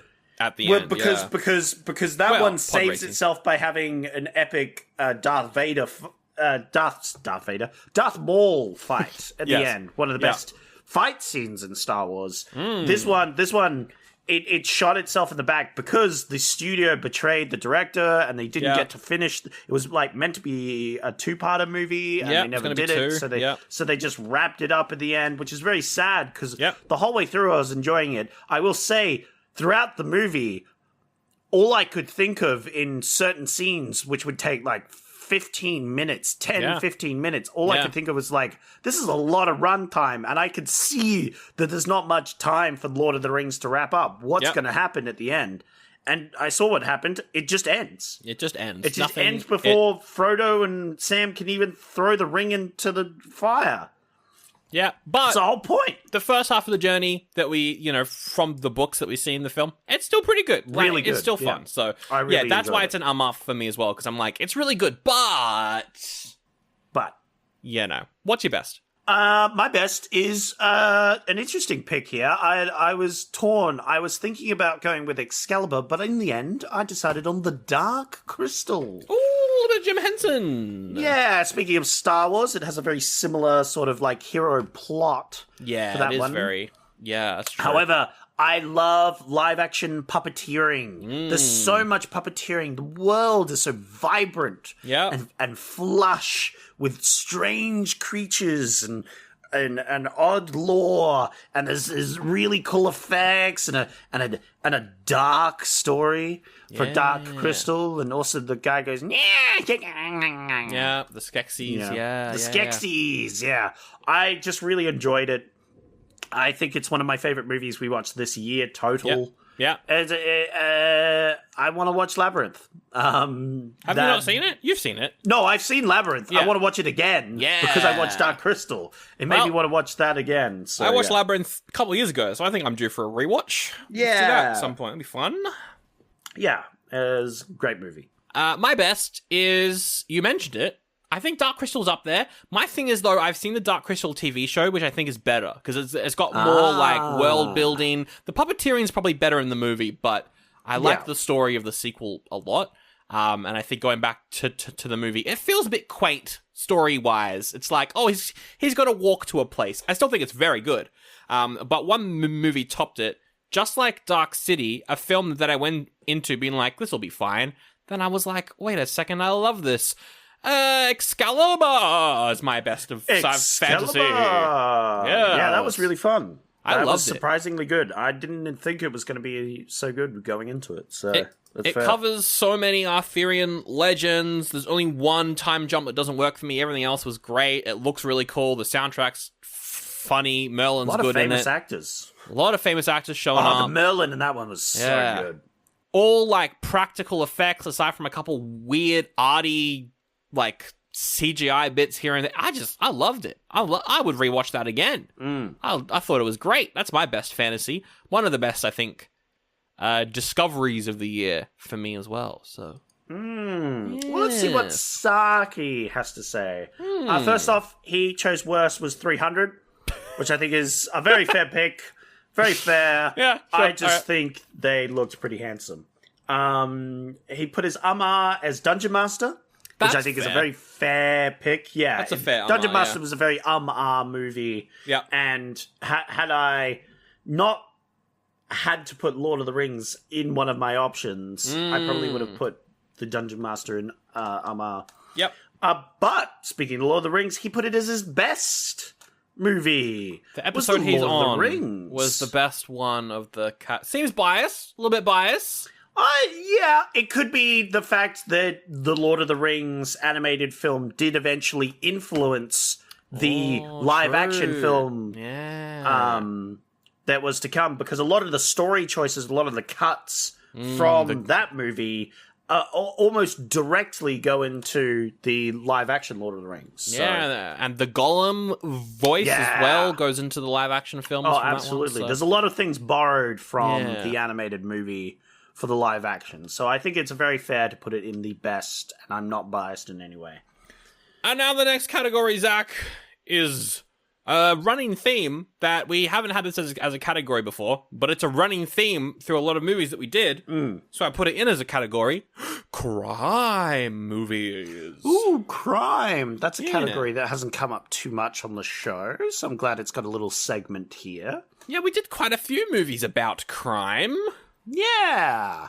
I think it's just really the season of crime, you know? Crime's really been up on the rise lately as That's right. The government is robbing you of your freedoms as an individual, so, you know. So I'm robbing them of their money. Yeah! By not paying my tax. What? For legal reasons. That was a joke for the crime section. Speaking of crime... What crimes were committed on our eyeballs? Oh, we had Drive. Ryan Gosling is a driver man. He's got to drive around. That was good. That was a great movie. Yeah. That was a fantastic. Ryan Gosling, he's literally me. He's you for reals. The Godfather, we only did the first one. You couldn't get the second one in there, but we did do the first one. Godfather. Sandra said he didn't like it. That's because he's a pretentious asshole. No, I think only pretentious assholes like the Godfather, I think is the... Well, that's weird, because everyone else I talked to must be a pretentious asshole then, Sandro. I thought it was long and boring, but it had some good moments in there, but it's not as good as everyone thinks it is, and Marlon Brando is a bad actor. We also had, speaking of Marlon Brando, The Score. Which was The Score. Yeah, the heist movie. I liked The Score a lot. I thought that one was a little fun movie. The ableist performance that was at the start, was a bit rough. It's a little rough. But I liked the ending. I thought the ending was a nice little classic little twist. It was just a nice little like it knew what it wanted to do. Yes. As a crime, it was a heist film, and it pulled off the heist. It had a little twist here, twist there. It was perfect. Yeah. We also had Panic Room, David Fincher's Panic Room. An interesting idea, but I don't think it panned out as well as they hoped. I thought it was really good. So, each to their own. And then we also had Ocean's 11, but not the good one, the Frank Sinatra one. And that was a big pile of shit. I put a little pranky on Sandro. I did a little pranky wanky and pulled up. You did a what? Sorry? I gave you a little pranky wanky. I gave you a little wanky on the podcast, So, yeah. I hope Starkey cut it. I haven't listened back to that episode. Nope. It's all in there. And I'm all up in the Panic Room because I thought the Panic Room was kind of bad. What? It was my worst movie pick. Wow. I thought you gave that a goodie. Probably, but I just think it was a bad idea, and they could have made a better film had they changed the idea, or at least done something better with the film. Maybe the Panic Room's more of an but I put it in my worst because I think it was just a bad idea, and they did the best that they could have with a bad idea. And you weren't a fan of people being stuck in a panic room. No, it's like stuck in a room, but then the mum leaves the room because of some contrived reason. There was a lot of and then there was leaving, going back into the room, but they have to keep going back into the room because the movie's called The Room, and she can't jump out the window. That'd mean they're not in the room anymore. It's just if they were desperately trying to use this panic room, then Yeah. and it's so contrived that it's we just bought this house which just so happens to have this panic room, and oh look, now there's people breaking in almost immediately. I guess we'll use the panic room. It's it forces the panic room to be relevant. Whereas in a 99% of cases in the same situations, people have just left or called the cops or whatever. The panic room would not have been as relevant had the movie not forced it to be. That is a fair reason, I think, to give it your worst. My worst is a film that it started and nothing was happening. And every character was white and looked the same and was bland and boring. And then I was like, aside from one. And then there's a stereotype in the film. Don't forget that. And then they all had blackface on. I was like, what the fuck's going on? And then it was like, oh, but it's a heist movie. They're getting the team together. And then you get to the heist part, and that also makes no fucking sense and is just fucking terrible. But then the last 20 minutes was still good, but it did not redeem for the absolute terrible film that I watched. My worst is not The Godfather, because there was some redeeming qualities of that overrated film. My worst is Frank Sinatra's Ocean's 11. That was just a waste of time and money. Yeah. I won't disagree with you there. However, I didn't put it as my worst. I put it as my film. Because I think some of the singing was quite good in that film. Ain't that a kick in the head? Yeah. I like the garbage truck driver guy, although it is sad that he was kind of stereotyped into that. Yeah. And the last 20 minutes were pretty good. So That's true. The last 20 minutes were good, yeah. The ending was very funny. So, I put it in my armor because I thought there were some qualities here. And I personally don't hate Frank Sinatra, unlike some people I know who desperately hate him. I hate Frank Sinatra more than I hate Marlon Brando, so that's why The Godfather's not there. My is, honestly, it could be Panic Room, with my reasoning being Jared Leto's in it, but I think that's why also it's in my worst category. I literally forgot that Jared Leto was in that film. Yeah. I think though my has to be a movie that I'm like, it's really good, but Edward Norton does a very ableist performance throughout the film. Granted, he is meant to be a bad guy, and also the performance is meant to be bad, but it's still in the film. So the score is my because I really enjoyed it. I think it's bad as well because you have to. The film wants you to like him for a bit as well. Yeah. After he was ableist, but then it's like, prank. Actually, he was the bad guy, and it's like, well, yeah. Still, I think that holds that film back a bit. I still really liked it. I think that's a very fair Yeah. Fair call. That's my my best is Drive, because it's just really good. What a great film. Ryan Gosling, just like the driving in it, obviously great. There's some really cool shootout moments. I just like Ryan Gosling's performance in that. Well. Yeah. You know, I didn't expect, like, some good violence in that film. Yeah. I like how he just doesn't speak most of the time. You know? I agree. Yeah. He's me for real. He's you for real. That's my best. I really like Drive. How about you? I put The Godfather as the best. Okay. And the reason I did this, because I knew you wouldn't. Because you are a pompous bastard. And I wanted to put Drive as my best film. I was going to, but I knew that Sandro would never put The Godfather as his best. And that made me mad. So The Godfather's the best, because it is good, actually. And you're just kind of wrong, Sandro, because there's a reason people say it's a good film. Maybe it's not the best film ever. Maybe it's not better than a lot of films out there, but it's still a good film. And I love the family moments of The Godfather, the family aspect of the mob and other things. And I think for the time, it was really good. And the leading up of The Godfather into his position as The Godfather seems natural and like creeping and sad all at the same time. But it's like an inevitability that he has to follow his father's footsteps, even though at the start of the film, he like does not want any part of it. But by the end of the film, he is it, you know? So I think it deserves to get an award, at least from somebody. Well, maybe if you pick number 2 at some point soon and make me watch it, maybe I will think that one's good. Maybe if you would pick it after me putting it as an option like 4 times. Nah, try again. See what happens. Put it in one more time. See what happens. But we need to know what the actual answers are from Stucky, who says his worst is Ocean's 11. So valid. The new LinkedIn Hiring Pro can't undo your last hire. The empty seat. Who is actually just that? An empty chair in your office because you couldn't find someone to fill it. So it just sat there costing you money with all its fancy ergonomic features.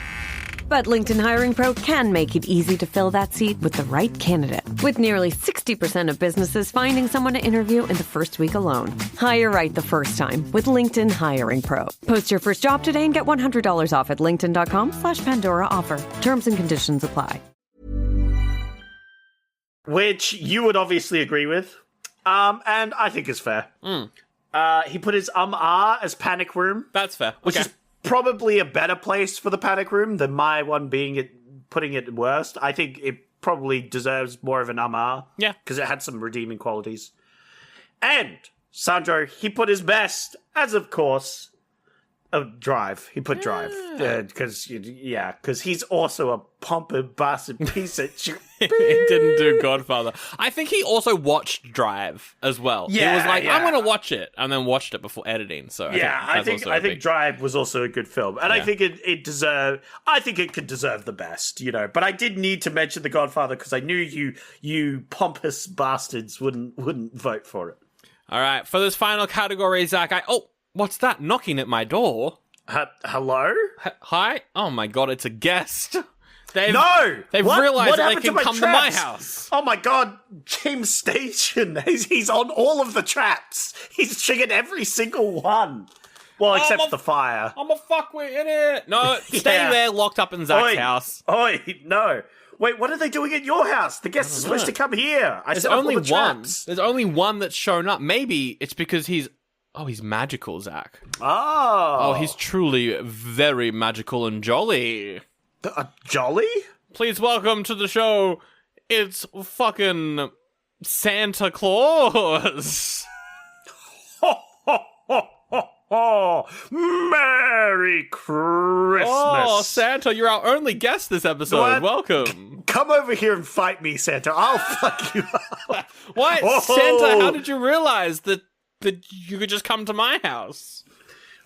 You see, I know when you're sleeping, and I know when you're awake. Oh, my goodness. And therefore I knew that Zach was up all night last night setting up traps.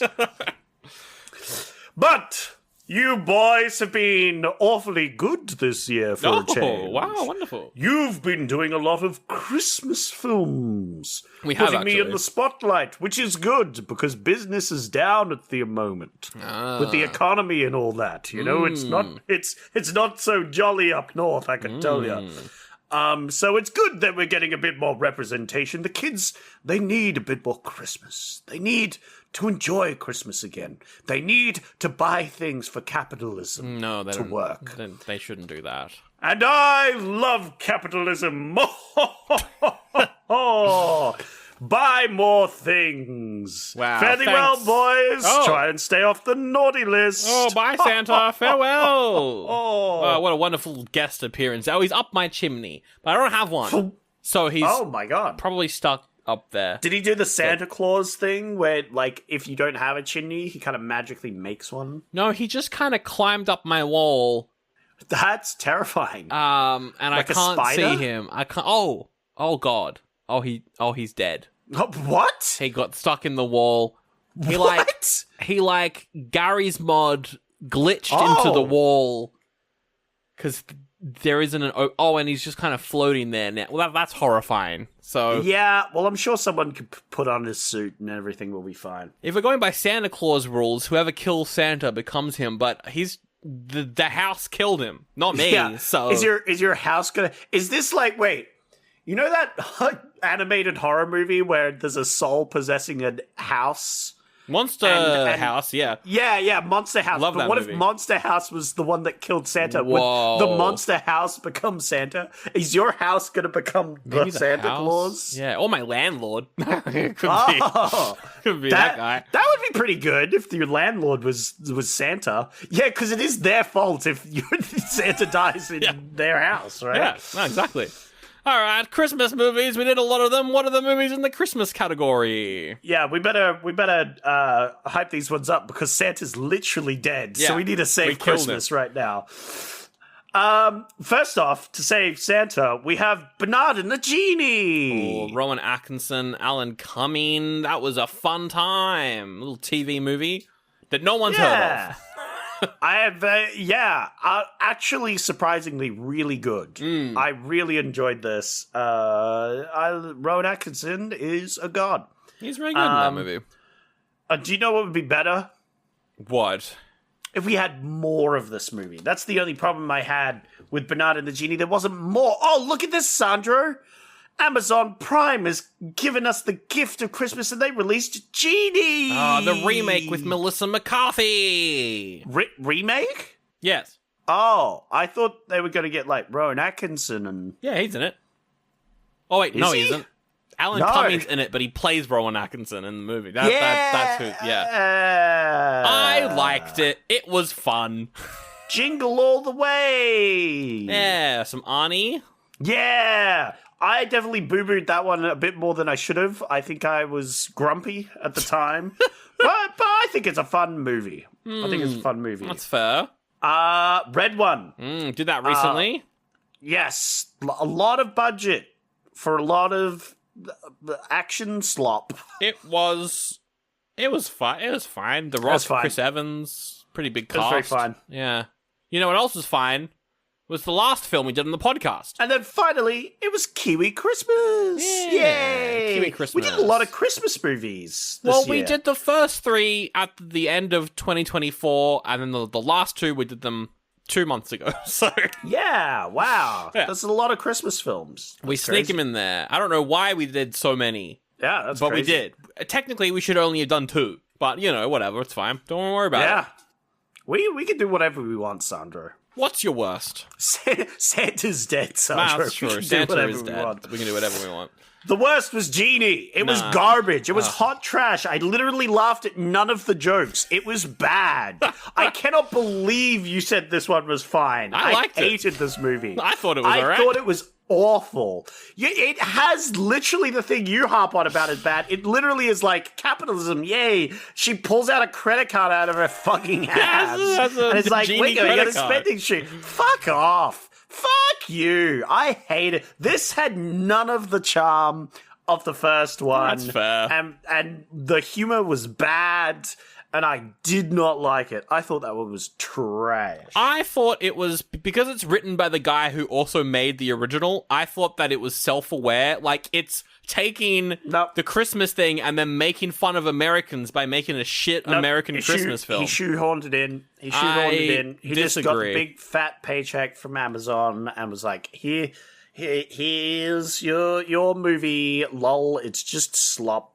It's just Christmas slop. This is fair to say. I think maybe I read into it, but I still enjoyed it more than my worst, which is... none of these are bad. None of these are Polar Express levels of shit to me. So my worst was hard to come up with. I was so close. But my worst is Red One.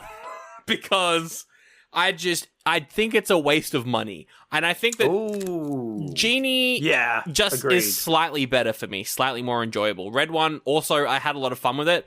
When you get to the ending, which is just CGI action scene, I don't give a Sandro, fuck. would you have rated it higher if The Rock had showed up on time for his set things and not wasted $50 million? If it was, the behind the scenes doesn't tarnish my views that much of the movie, but also I can't stop thinking it while I'm watching the movie that he just fucking ballooned the budget of that film. So yeah.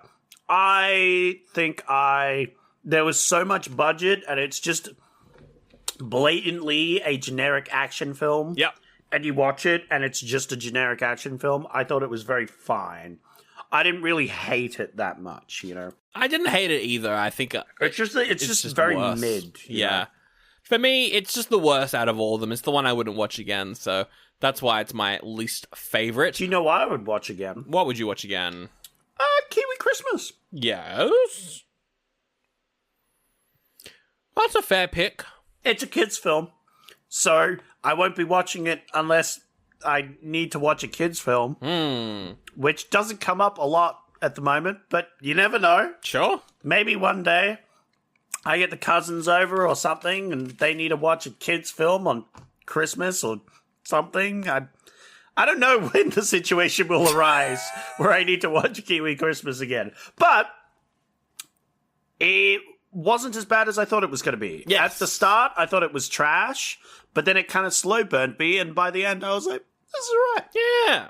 It was a fun time. That's a really good I think. That's a very good Yeah. My is, I really enjoyed it, but it definitely has unfunny moments that are meant to be funny. I also don't know who this movie's for, because it's a kid's film, but it's also, like, so very anti-capitalist, which I love, but also for the target demographic. I don't know if it necessarily works. Jingle All the Way is my you gotta teach the kids early to be anti-capitalism. The movie doesn't do as good a job as, like, a fucking Animal Farm or something. Like, it's just very, like... Oh, these kids and their fucking but toys. I don't think every kids movie needs to be Animal Farm. I think it does. I think every kids film should be needs to be Animal Farm and what's that rabbit movie? Watership Down.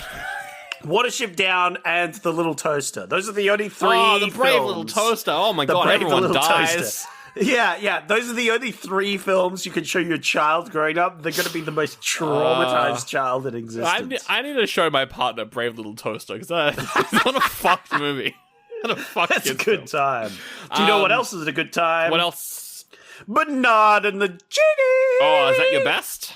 It's my best. Yep. I loved it so much, and I think my love of Bernard and the Genie is what made me hate Genie so much, because I loved Bernard and the Genie so much. I don't think they wasted any time. All I wanted was more from that. Yeah. I love the doorman. I love the Genie himself. Yeah. I love his little backstory. I love him going around New York or whatever it was and just like ordering hot dogs and stuff and being like, wow, this is amazing. You know, him just being loud and obnoxious. This is a good time. Yeah. And I love Bernard's like little comeuppance against his boss. You know, it was a great time. I like that. What was as well. your best pick? My best pick of the movie is also Bernard and the Genie. Whoa! Because it was so fun. It was like classic classic British comedy. Obviously, Alan Cumming and Rowan Atkinson are great, but Lenny Henry as the genie was really good. I like how it just turns into a fucking heist film at some point. Like, that was all. It's like, I don't think it's really available anywhere, but it's on YouTube. Track it down. It's like an hour long. That is the perfect Christmas movie for me because it's good. And also isn't really about Christmas. So I really enjoyed it. Yeah, I think that's a good pick. Let's see if Saki agreed. Because he put as his worst, Genie. Wow, I'm outvoted. I feel justified. Damn. This is like the first time we've agreed on the worst one that everyone didn't agree on. So I'm glad he hated that just as much as I did. Wow. Piece of shit cash grab, one. Sandra, you're reading in the lines. That's so rude. His was Jingle All the Way, which I think is fair. very valid. I think that would have been mine if I didn't have a bit of Kiwi bias. That's fair, yes. And his best was Bernard and the Genie. All right, there it is. All right. I think we could all agree that was the best one. Amazing. All right. Well, that was the final category. So now, Zach, it's time for our overalls. Top 3, worst 3, and Amar 3. What should we start with? I think we go same as what we've been doing. We go worst, Amar, and then best. All right. I'll kick it off then with my worst 3 films of the year. I'll go 3-1, as you should. Okay. 3, yep. Zach, I Hate Your Childhood, VeggieTales. Fuck that film. Ooh, that film was not part of my childhood, I can tell you. I'd never seen that one in my life, and I wish I hadn't. Just brainwashing, bad lesson, and was not funny, but had some good songs in there, which I thought was good. My number 2, had to put it on double speed, so I hate it. 300, number 2, worst film. I'm surprised it wasn't at your top. Well, at my top... sorry, Snyder Bros. It's Rebel Moon. Schneider's not doing well. No, he's not. I like some of his films. I like Watchmen. I like his DC films. But we watched, honestly, probably his worst movies ever. So it's like 2 Schneider films and VeggieTales are your worst films. Yeah. That's rough. So that does not make Schneider look great. The worst, without doubt, Rebel Moon. What's yours? Number 3. I was surprised this wasn't at the top of my list. It was The Master of Disguise. Okay, that's fair. I hated that film, and I'm surprised I didn't put it at the top, but in the end, I decided that number 2, I would do Goat Story 2. This is because and this covers the whole Goat Story saga, where we watched Goat Story back-to-back into VeggieTales, right? And I think we wouldn't have had to watch VeggieTales if you hadn't picked Goat Story, all right? That's fair. I feel like that whole part of the year was your fault, and I may have continued the problem. Well, Zach, however... we wouldn't have had to watch Goat Story 2 if you hadn't picked VeggieTales, so, goes both ways. I disagree. I say it's all your fault, and definitely 0 of mine. And number 1... I have X-Men Apocalypse. Okay, multiple things about that. 1, that's Patreon, doesn't count. 2, we haven't even... That was January of this year, 2026, when we reviewed it. So you're saying no? No, you don't want X-Men Apocalypse? I will allow X-Men Apocalypse as your worst film of the year. Okay, because I had a backup one if you didn't allow me to get X-Men Apocalypse. What's your backup? Do you want to hear my backup? Yeah. My backup's The Silence of the Lamb. It's a garbage film for garbage people. Fuck you for liking Silence of the Lamb. I don't understand your hatred for Silence of the Lamb, so fuck it up, I guess. That's fine. I love Silence, but it was good. I was just going to be like, if you don't want me to have X-Men Apocalypse, I'm going to put Silence of the Lamb here. It's your choice, Sandra. We haven't even watched it yet. I mean, we have. The episode came out last month. Patreon.com/Oldie Goodie pod. Yeah. I am being a bit presumptuous of my hatred of this film. But it killed the X-Men franchise for me, so I hate it. That sucks. It's just like such lazy writing, and it's studios trying to cut in the whole plot of it is them trying to do Avengers Endgame before Avengers Endgame, but with none of the movies leading up to it. Yeah. So it has none of the gravitas. and none of the like years of film to build up to it, none of building up to it's just, and it's so messy, and it doesn't make any sense. It's not very satisfying, and it should have been like a 2-parter minimum if they were going to do this. Yeah. But they also needed to do like 5 more films before this. It's just, Yeah, I agree with all this. But what Saki has put down as the canon worst films of the year. Yes. Number 3, Exorcist 2, The Heretic. You guys really hate that one. You guys dunking on that one. I think it's better than worst 3 of the year, but that is a very fair pick from Saki. Canon, I'll allow it because fair. Number 2 was 300. Hey, well, you guys agreed on that one, and you know what? I'm not going to disagree with you there. It's probably a bad film. I just like the kind of weird racist lord, you know? Fair, I liked that guess. the lizard priest men were also rapists. That was... Yeah, no, like, put it on the worst. Put it on the worst. And then Staki's worst film of the year was Master of Disguise. Yeah! The worst film we watched! That thing was a piece of shit! Yes, Saki! Yes! Oh, that is Fuck very you, funny. Master of Disguise, you piece of shit! Fuck you! Oh, very good. All right, Amars of the year. Zach, you go first.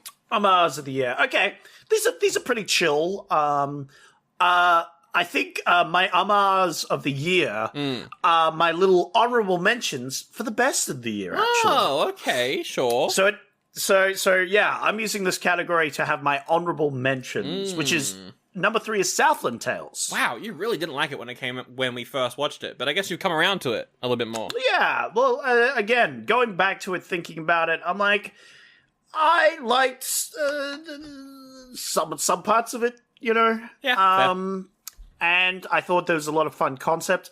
Again, it's just like a worse Donnie Darko. Donnie Darko, Yeah. and I really liked Donnie Darko. I think Donnie Darko did really well in its subject and stuff, whereas this one, not so much. But it had fun stuff. It had like the guy's hand getting chopped off and all that sort of thing, you know? Oh, yeah, that was cool. Yeah. There's a lot of fun scenes in that. It just needed a bit more polish, a bit more better story, you know? For sure. It would have been good. Number 2, Roger Rabbit. Why is that not in your best? I don't understand why that's an Amar for you. Oh, because it's corny. Because it... No, because I put it in the Amar category, so I can't put it in my best. Oh, yeah, of course. Right? That's like, true. I can't use it in the best of the year because I didn't put it in one of the best categories. Yeah, no, that's which is unfortunate. I can't take a movie that I didn't review with an award like X-Men Apocalypse and put it in one of these categories, Andrew. That wouldn't make any sense. Yeah, no, you're fair there. So I put it here. Obviously, would have been in probably my best movies if I had not put it in an Amar for no reason. And then number 1, I had Lord of the Rings. Yeah, that's fair. Probably might have been my number 1 film of the year had they given it a proper ending. Yeah. That is a so really very fair fun top film. Amar. I think that it definitely earns its spot there. That's good. All right, let's see what your one is. Number 3, I put Flintstones in Viva Rock Vegas Oh, because it was so surprisingly fun, and I put that as my best. Yeah. I'm glad you're rating it. I really liked it. Better than the first, even though it's a prequel. I think the casting was still really solid, and just everything looked good. It was more of a Flintstones adventure that I wanted. So, no, I really enjoyed it. I really liked it. That's awesome. You didn't have any of those bloody kids running around, so I thought it was a better time than Yeah. the other ones, mate. Number 2, I went Bordello of Blood. Oh, hey! 'Cause that's also a great pick. Yeah, I thought it was just a really fun... it was incredibly cheesy Both horror. these films I put as my best films in the category. That's true, So, actually. yeah, That's true. I absolutely agree. Yeah, Bordello of Blood, because it's like incredibly cheesy, incredibly camp, just fucking stupid, and with like a dash of exploitation in there too, which was fun, gory. I really enjoyed that one. That was good. Made me watch other Tales from the Crypt movies immediately after watching that, so I really enjoyed it. And my number 1 Amar of the year, I actually didn't put this in my Amar pick of the genre, but so I don't know if it's allowed. Maybe you'll make me pick another one, but you put X-Men Apocalypse as your worst film of the year, so I don't think you can do that. When I'm thinking of the most Amar film of the year, this is the one that comes to my mind immediately, because it's so fucked that it has to get the award. So I'm going to give it to Goat Story. What? Because it's so bad. It's incredible. What a fuck. Why does this exist? It's so stupid. I love it. It's terrible. I love it. It's awful. I would like to disagree with you, but it might be the highlight of the year, sort of like the most ridiculous portion of the podcast. We talked about it for hours. I think a lot of content. Yes, a lot of content from the franchise. Those guards were fucking in that one scene. That was a split second. What was that all about? In a kids movie, in a kids film. Yeah. So much nudity. It's just all over it's insane. It's bad. It's awful. Insane. It's an awful film. And it's the epitome of what an Amar is for me, so that's why it's in there. Fair enough. All right, but what did Saki pick, Sandro, for his top 3? His number 3, he put Panic Room. Oh, okay. Interesting. I think that... I really enjoyed it. It's not an Amar for me, but I think that... I was dunking on it earlier, so... I don't know. Yeah, I think that's an interesting pick. I think I liked it more when I first watched it. Yeah, so I think more maybe you I thought need about to rewatched it. Number 2, he put Flintstones in Viva Rock Vegas. Yay! A lot of Flintstones up here in the top Amars of the year. I'm happy with that. I like that a lot. And then number 1, he put Goat Story. So I guess that's the canon most Amar film of the year. I think it must have been I would say it's probably our best episode of the year. Yeah. Is us talking about that one, because we were just having a fun time dunking on that movie because it was so weird. Yeah, I think that and our Rebel Moon episodes are big highlights because of just how... Yeah. Just the amount of content we got out of those. But speaking of content, the best content, that's actually the best movie. The best film of the year. Oh, best film of the year. Yeah. Who should go first? This is the big one. I think we do bottom 3 of everyone. Yeah. Bottom 2 of everyone, and then number 1 of everyone. All right. I like this. Let's do it. I'll start off then. You want to go first, or shall I? I'm happy. I don't really care. All right, you go first. All right. My number 3, third best film of the year. I thought it would be higher, but I think I prefer the original, which is why it's. But also, I don't know, because I preferred the sequel, and then I rewatched both of them, and now I prefer the original. So who knows? It could go up and down in my list at any one time. But I put at number 3, Blade Runner 2049. Yep. Ah, that's a good pick. Yeah. I really liked the Blade Runner, so I think that's a very fair pick. I think it has to be in my top 3. Plus, I just love Denis Villeneuve. He's doing Dune 3. I can't wait for Dune Messiah, the movie. Yeah. Finally, we have someone to make these big epic sci-fis that can make them, Yep. And do them justice. I put Bernard and the Genie as my number 3. That's a good one, yeah. Yeah, I think it's just a film I didn't expect to like as much as I did. I was thinking this was going to be just some silly trash, and it would be like, haha, look, Rowan Atkinson's in this garbage movie, that sort of thing. But it was just good. Yeah. At no point did I lose interest or unenjoy. I only wanted more, and then, well, we got more. But anyway, so this is a great film. All right, and then Saki picked Drive. Oh, that's a good one for a top 3. That's a good top 3 pick. Yeah. I think if Saki was here, R.I.P. Rest in peace. Yeah. If he was here, he would be saying, because it was one of the movies he watched, as you said, right? So he has personal investment in it. And I think it is just a great film. Yeah. Great action. Great story as well. Yeah. Great love interest. Relationship. It felt very real, Yes, I agree. I think that's definitely a highlight of the year.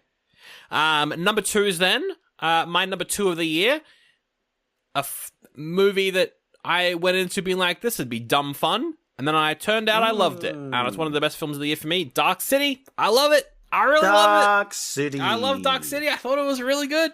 Wow. Yeah. I definitely don't think I liked it as much as you then. Because I put it up there. I liked the film. I thought it was good.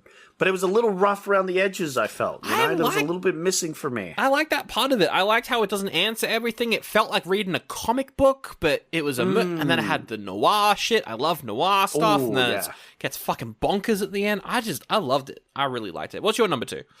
I put Dark Crystal. Oh, that's good as well. Yeah. Yeah. Which again, I didn't expect Dark Crystal to be up here so much, but I think it's my love of live action. There's no CGI. Well, there is, but like there's no like CGI humans or anything. Yeah, exactly. It's all like these puppeteerings and this just weird world, a strange world. I liked the ending. I liked the story. I wish there was more. I wish there was some sort of television show with these characters in it that I could watch. But Age of sadly, Resistance, that is really good, but I don't.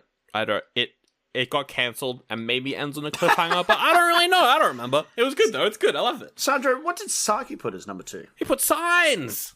M. Night Shyamalan's Signs, which another biased pick by Saki. yeah, that was the movie he made us watch. He picked that one, so that's fair. It's a great film. Yeah, it's a great film. It is. I really liked it. I really liked the like little twist and the ending. I did not expect the ending. The ending, like it all sort of coming together at the end. Yeah. I was not expecting that. I should have. Yes, because it's an M. Night Shyamalan movie, but like. Oh, it was a great time. I really enjoyed it as well. I think it's a highlight. A different perspective in an apocalypse scenario that you don't normally see is just like the regular family and what do they do? Man, we should get Starkey to pick more movies. Yeah, he's better at it. All right, number 1. Number 1. Do we think... who do we go first now? Well, I'll be going first. I'll go... All right. You go first. You go first. For your number 1 pick of the entire year, this is the one film. If you were to recommend one film to someone, it would be this film. It's really hard because we did Total Recall, Starship Troopers, Roger Rabbit. Oh, it's hard, but I picked The Silence of the Lambs. Ew, what? No, the worst film of the year? What are you doing? Because it's just fucking, I knew you simps would be coming here telling everyone The Silence of the Lamb was good, and you'd be thrown out, you'd be paid off. Sandra's to be paid off by the corporate shills, and then he can't even give you a proper review anymore. He's just selling out to Big Lamb. Yeah, that's me. I love Big Lamb. No, I loved it. Silence of the Lamb's good. I thought it was great. I really, I loved it. What's your number 1?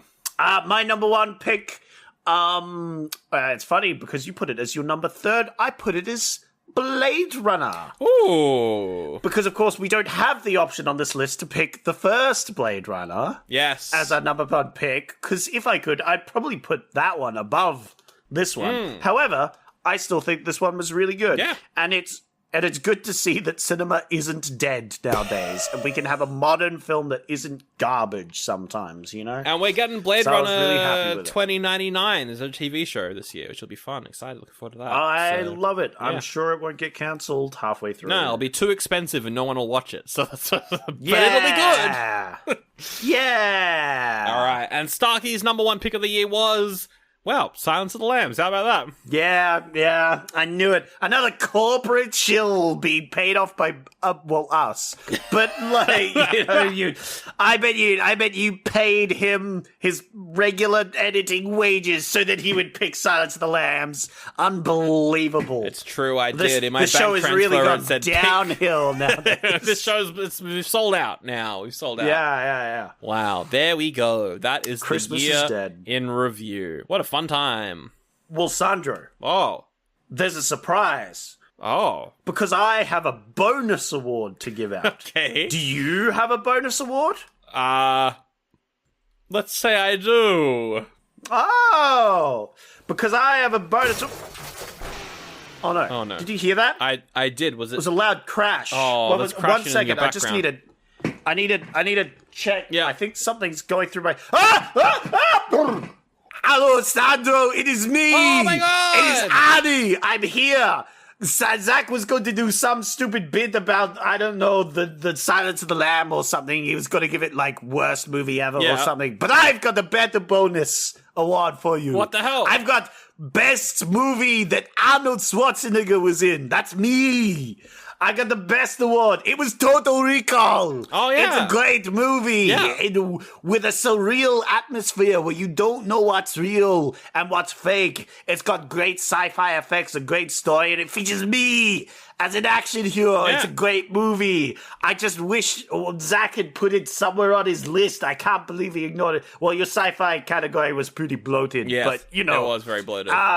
So I'm giving the special award, Best Arnold Schwarzenegger Film of the Year, to Total Recall. Wow. Jingle All the Way was good. You know, it's a good film. I like that film. Very fun. I do a lot of screaming in it. But it's not quite as mind-boggling, as intimate a setting, as real as you get into the slums of a sci-fi Mars than Total Recall. And I think it'd be a crime not to mention it in the award show. Wow, that is... Thank you so much for dropping by, Arnie. We missed you. Yeah. I'll say that much. We I had missed to fight several traps. He had like a trained llama here. Wow. It's very strange, the amount of traps. Normally he invites me every year, but this time he didn't invite me, so I just kind of showed up. And a good thing I did. I think I saved the award show. I think you did as well. Yeah, definitely. I agree with you. All right. What's your special award for this year? My special award of the year is... Oh my God, who is that? Someone just barged through my door. I mean, you don't have any traps laid out or anything, so that's probably pretty easy to... Literally anyone could have done it. Oh my God, who are you? Oh, what are you do? Yeah, you can use the microphone, that's fine. Hi, I'm Chris Pratt, and I'll be presenting the Best Animated Movie Award of the year. Oh, great, Chris. I love Chris. Yeah. I sure hope we get more movies together. This is brought to you by my bad political views. I suck. I'm Chris Pratt. I'm in a lot of animated movies, and that's why I'll be presenting Best Animated Film of the Year. I'm sorry, but I can't do this. I'm going to have to leave, but you know what? Wow. I'm sure Zach will be up any second now. See ya, You have Arnie. fun, Mr. Chris. Bye. Fucking hate that. I'm guy. in so many animated films. I'm the best animated film. What happened? What? Chris? Yeah. What the fuck are you doing here, Chris? I told you to stay away, especially to Sandra's place. I'm over here, and I'm going to be presenting Best Animated... Now, you guys did so many animated movies, like we did. Treasure Island, Chris. and Robots. That's a great one. And Moana. That's a great one. But the best animated movie that you guys reviewed was Who Framed Roger Rabbit? The problem is I can't disagree with you, Chris, but I hate that you're here. Can you leave already? Okay, I'm gonna go be in Jurassic World Dominion 3 of there's tigers and there's a raptor, Velociraptor. Probably every other animated film that exists. Yeah, I'm gonna be Minecraft 2. He's gonna be in it. I guarantee it. Wow, I can't believe Chris Pratt was here. That's fucked. Anyway, God damn it. I just wanted one award show where we didn't have any goddamn guests. Yeah. God damn it. All right. What a disaster. The new LinkedIn Hiring Pro can't clone you, but it can streamline your hiring workflow. From posting jobs to shortlisting candidates to interviewing, LinkedIn Hiring Pro is the hiring partner you need, so you can focus on connecting with the right talent. In fact, small businesses report saving over 6 hours per week. So hire right the first time with LinkedIn Hiring Pro. Post your first job today and get $100 off at linkedin.com/Pandora offer. Terms and conditions apply. Is that the episode? Yeah. Okay. I think that's the award show. Wow. Happy New Year, everybody. Yeah. It was a good one. And I think we had a lot of good movies this year, and a lot of bad ones. Yep, and I'm excited to see that trend continue into the season 2 of Connections, where nothing's changed.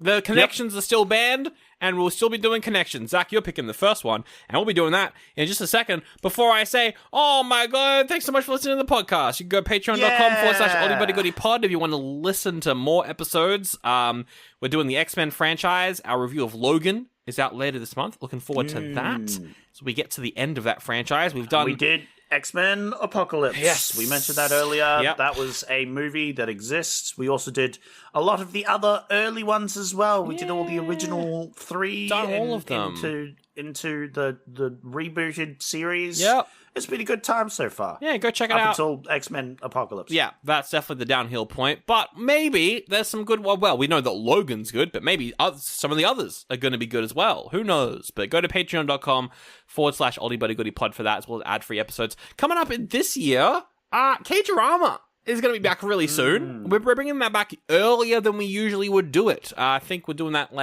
just before mid-year. So look forward to K-Drama, but we'll do that after we finish our X-Men series. Also, be sure to check out our editor, Starkey. He's going to be streaming. He's going to be streaming on Twitch when his computer is in a better shape. Starkey, how's that going? Are you streaming? Not just yet, but I'm thinking a couple of weeks, getting real close to it. It's just around the corner. Just around the corner. All right. Well, give him a follow. If he is or if he isn't, give him a follow. Yeah. Sounds good. Anything else for you to plug, Zach, or do you just want to get into picking the next movie? I may stream as well one day. Maybe when I get a PC that works. Lamau. Sandra. Yes. It is time for you to pick the first movie of 2020-something. Who cares? Oh my god, Zach, 2026. It feels so weird saying that because we were just in 2025. Yeah, we still are. What's going on? It's February. What? Yeah, it's 2026, and you've got to pick the first film of the year. I have 4 films. Oh. 4 big old thick dummy films that are related to the previous movie that we did. Oh, it's been so long, I can't remember what it was. That's good, because I'm not going to tell you till the end, so you're just going to have to leave it as a mystery. There's no way Well, you no, could I do possibly remember. It was Kiwi Christmas. Santa Claus in New Zealand. You don't remember it. That's what it... I've got 4 movies. Okay. I am going to give you some gimmies and other things. You have to rate. You have to give a point to each of the movies, going from 1 point to 2 points to 3 points to 4 points. Oh, you're switching up my thing and doing your own thing a little bit. Absolutely. I'm just going to keep mixing it up till I figure out what I'm doing. First off, I'm going to give you some gimmies. You won't know which movie these apply to. I'm going to shuffle them up each time. Yeah, that's right. So that you will have no idea which movie you're giving what. And then eventually we shall come to a conclusion, and hopefully one of these has more points. All right. I'm going to first give you the first category of each of these films. Yeah, okay. So first, according to Google, first one is sport. Sport. Damn, we haven't done a sports film in fucking ages. All right. Yeah. That wasn't even a category in this because we didn't do any. Then it's comedy. Comedy, okay. Then it's sci-fi. Oh, okay. Then it is action. Action. Okay. Oh, that is hard. All right. Well, looking at this, I am going to give comedy a 1 because I am still not over the amount of terrible comedies that we've done.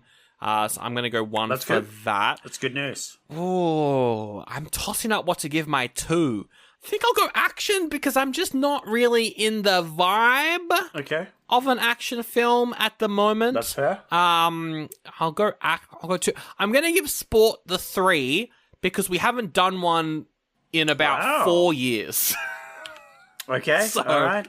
I think that's a solid choice. I don't love sport films, but I'll give it the 3 because we just haven't done one in ages. So just for the sake of variety, that would give sci-fi the 4. Look, which you're keenly not talking about. You're like, oh, Sandro, wow, he gives the sci-fi the 4. Wow, what an original choice. We don't have any biases towards sci-fi, do we, Sandro? I'm giving sci-fi the 4 because I'm looking at everything we did last year, and some of the best, in fact, the best category, I would say, was sci-fi. So, That's true. It was the largest, Yeah. and we enjoyed it the most. So I'm going to give sci-fi why the not 4. do more of that? Let's just kick it off on a good note next year. I mean, this year. Sandro, because it's speaking 2026. of kicking it off with a good note, I'm going to give you the second category Oh, now. God. Okay, the second genre. The second starting is comedy. Okay, Your yes. favorite category All right. that you just... then we have animation. Oh. Then we have thriller. Oh, yes. Oh, yes. And then we have adventure. Oh. These are some good categories. Just like comedy, your favorite category. Yeah, it gets a 1. Chuck a 1 on the comedy. That's fair. Chuck a 1 All on the right, comedy. Another one for comedy. Comedy's not doing well in this one. I'm going to put a 2 on animation because the other 2 categories, adventure and thriller, I'm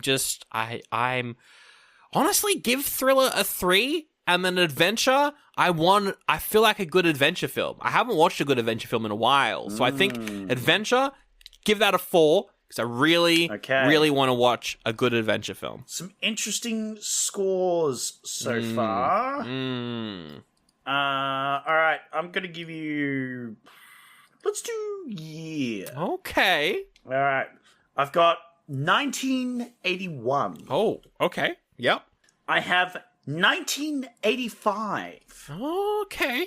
I have 1986. And then 2005. Oh, those are some very interesting years. Yeah. Nothing super modern. Yeah. Okay. Let's go 2005. Give that the 1. Oh, because 80s more like yes please. So I want to do some 80s stuff. Let's go 86. You know, that's when the classification and censorship got a bit more heavy. That's when, you know, horror films got a bit less gory and all of the worried Christian parents were just getting a bit out of control. So I'm going to give that the 2. To which one? To 86. Oh, 86. 86. 81, give that 3, and then 85. That gets the bloody 4 points because I just feel like it should. I'm being drawn towards it. That definitely mixed up the scores. I'm going to tell you, previously, the scores were tied for 2 each. Okay, wow. Two each were tied. So that really mixed things up there, which is good. What other gimmies do you want? We could do actor. We could do... Actors is a bit tricky, honestly. Okay. You could also give me someone who would be in these movies. Like a modern actor who could be in the vibe of these films. I did that for the Kiwi Christmas one. That worked pretty well. Actor that would be... So if you were to replace this with like a younger, hipper one... Yeah, just a random actor that you can think of that would fit the vibe of these films. Oh, God. All right.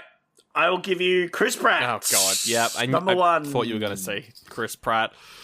There's an animated film here, Sandro. Yeah. It's getting Chris Pratt. Yeah. And he would, actually. They would absolutely put him in this film. Oh, no. It's not the film's fault, you know. It's just like, it's an animated film, you know. Ugh. Then we have, who played,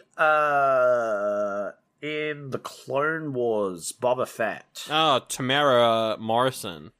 Yes. I'm going to give this one that one. Yep. I think he would do well in that role. I love him. And this one, Peter Jackson. As an actor? As an actor. Oh, all right. I liked him in Bad Taste, so why not? Yeah, Peter Jackson as an actor. And then finally, Anthony Hopkins. Oh. It's a tricky one. All right. Chuck a 1 on Chris Pratt, just out the gate. It's not going so well for old animated movie. I'm not gonna lie. I want to know what it is, but and you know, I don't think that the movie is necessarily going to be bad. But you bring up Chris Pratt, and he has to get a 1. Yeah. No, it's my own fault. I feel like I like Peter Jackson as an actor, but the other 2 I just like more. That's fair. So I'll give 2 to Peter Jackson. I reckon 3 to Anthony Hopkins because Tamara Morrison is an underrated actor. I love him in the Star Wars prequels. He's, you know, the Book of Boba Fett TV show isn't great, but he's good in it. So, just his vibe. I'm a fan. Give him 4. All right. Yeah. Sandro, that is the gimmies. What questions have you got from me that you would possibly want to know the answer to so that I may supply you with the answers that would lead you to the best choice. If any of these movies were movies that we have previously reviewed, That's good. it doesn't just have to be this last year. Nope, in general. I'm going to go with just last year because that makes sense. I'm only going to use these films. All right. What movie would they be then? Okay, this one I will give The Black Cat. Oh, okay. Yeah, The Black Cat. Oh, I did enjoy Black Cat. That's a good. Makes me excited for it. Then I will do Blade Runner. Oh, okay. Blade Runner 2. All right. Then I'm going to do Silence of the Lamb. Uh-huh. And then finally, Goat Story. That better be for the animated one. I don't know. That better be for the animated Could be one. any of them, Sarjo. Could have been for any of them. Oh, okay. This is hard. I don't want to give any of these a 1. I want to give one of them a 1. I think because of the movie not standing out as much amongst the other 3, I'll go 1 for Black Cat. That's fair. That's fair. I don't think it stands out as well amongst the It's others. a little unfortunate, but fair.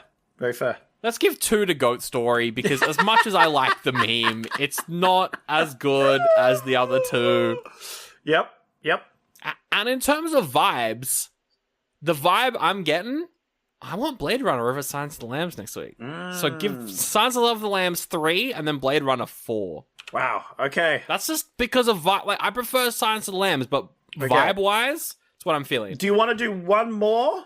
I could give you one more, but I think then that would wrap it up. I'm happy to wrap it up here, but we can do one more definitely if you want. It would be a pretty clear winner, I think, at this stage. If you would like to wrap it up. Let's do it here. then. Let's call it. Let's call it. We'll call it here. I think the scores have. Actually, I think you would kind of line up with these scores as well. Wow. It Okay. is. Well, it's a bit hard, but there's like a clear winner-loser ratio here.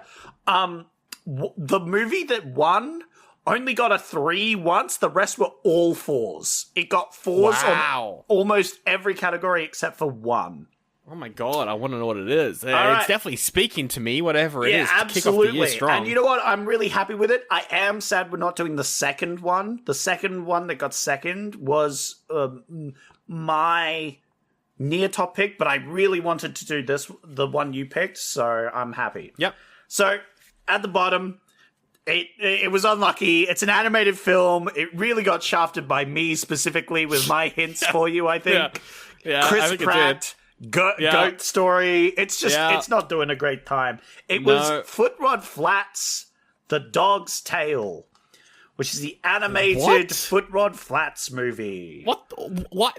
There's a Foot Trot Flats movie? There is indeed. What the hell? I would love to watch that. Yep, absolutely. I think it's only about an hour, but, you know. I really wanted to do this movie a while ago. What the hell? And I thought this was a good time to do it. So the connection to last week's movie was, of course, this is a New Zealand movie. New Zealander. If you don't know what Foot Trot Flats is, it's like a New Zealand comic strip from it's similar to Asterix and Obelix. But for New Zealanders. I would have absolutely loved to watch that. You really fucked that one. No. Here's the thing. All of these movie choices were good. Okay. So even though this looks like, oh man, I wish I had done this, all of these choices were good. I only chose good ones this week. I was very kind. Because the second one is Goodbye Pork Pie. What is that? Which is a New Zealand comedy movie. Okay, yeah. About going on a road trip in New Zealand with some classic New Zealand comedy. I, of course, gave that one Peter Jackson, because it looks like something that he would actually have been in when he was younger. Like, this is something he would make. It looks like a fun, good old time. 2 New Zealand losers in a stolen car lead the police on a chase. That would have been fun. What a fun little movie. Yeah, I would have loved to watch that. Oh, nice. All right. Yeah. It's a good movie. Good movie. But the next Your connection one, there was probably New Zealand. yeah, that was movies a again. Yeah. New Zealand movie. All right. But don't worry, the next connection is different. Because the next connection, this one had your favorite Silence of the Lamb, Anthony Hopkins. Because, of course, this was the world's fastest Indian. Now that's as a title. I'm like, ooh. No. Ooh. But this movie is actually brilliant, Sandra. Is it? It's Is it? New Zealand. It's about New Zealander Bert Munro. He's a motorcyclist enthusiast, and he goes to the 1920s participated in the motorcycle. Eventually, puts everything on the line and sets the land speed record. It's a true story. Oh, it's a true story. Oh, and it's the world's fastest Indian because that's the name of the motorcycle. It's the Indian Scout motorcycle. So it's not that racist. Yeah, no, it's actually. not racist in any way. It does have a weird title, though. I'll give you that. Ah, New Zealand. And the fake actor I used for Wow. that one was Anthony Hopkins, who was also the real actor. I like that. Was the guy in New Zealand? He was. Does that mean that Anthony Hopkins put on a New Zealand accent for this movie? I think so. Wow. Yeah, my connection was it was a New Zealand movie. Hell yeah. Which is not a totally different connection. I lied to you. And the final the fuck movie, did the I movie pick? that we will be watching, the one I am quite excited for. It took me a little to find this, but I'm excited to watch this one. I really want to watch The World's Fastest Indian. Yeah, it sounds good. I've seen many a YouTube short about it.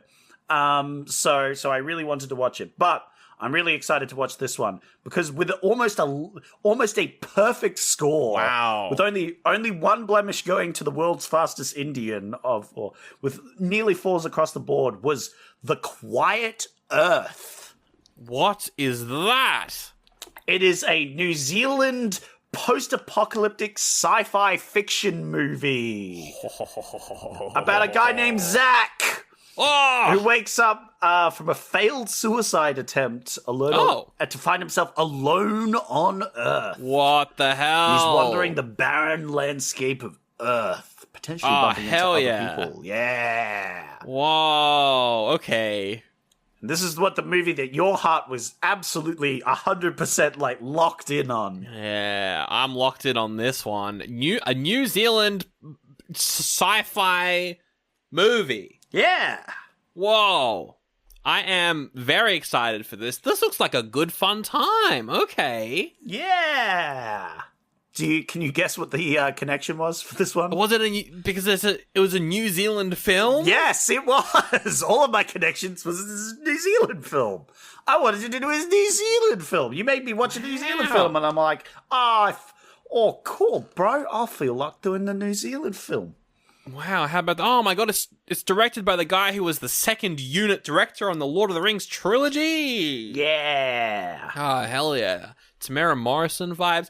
I'm looking forward to this. The Quiet Earth. It looks sick. The poster looks awesome. So Yeah. I'm excited to watch this film. And that's what we're kicking off this new year with. I'm excited to see where we go because there's a lot of places I could go from that movie. I can already start thinking of some of them. So, wait till you watch the movie, Sandra. Hold on. That's just the thing, isn't it? Oh fuck! All right. Well, this is going to be a good year. I'm picturing a lot of good movies this year. I honestly think this might be the first year we get an 80% Goodie ratio, Zach. That's the vibe I'm getting. You're setting a high bar. I've seen some of the movies that you've put as options, Sandro. I think this is going to be on you, Sandro, because I have never once put a bad movie as an option. So, especially not wholesome Christian movies. So I think you need to step up your game if we're going to get this 80%. I won't, but we will get it nonetheless. On this year of Oldie but a Goodie.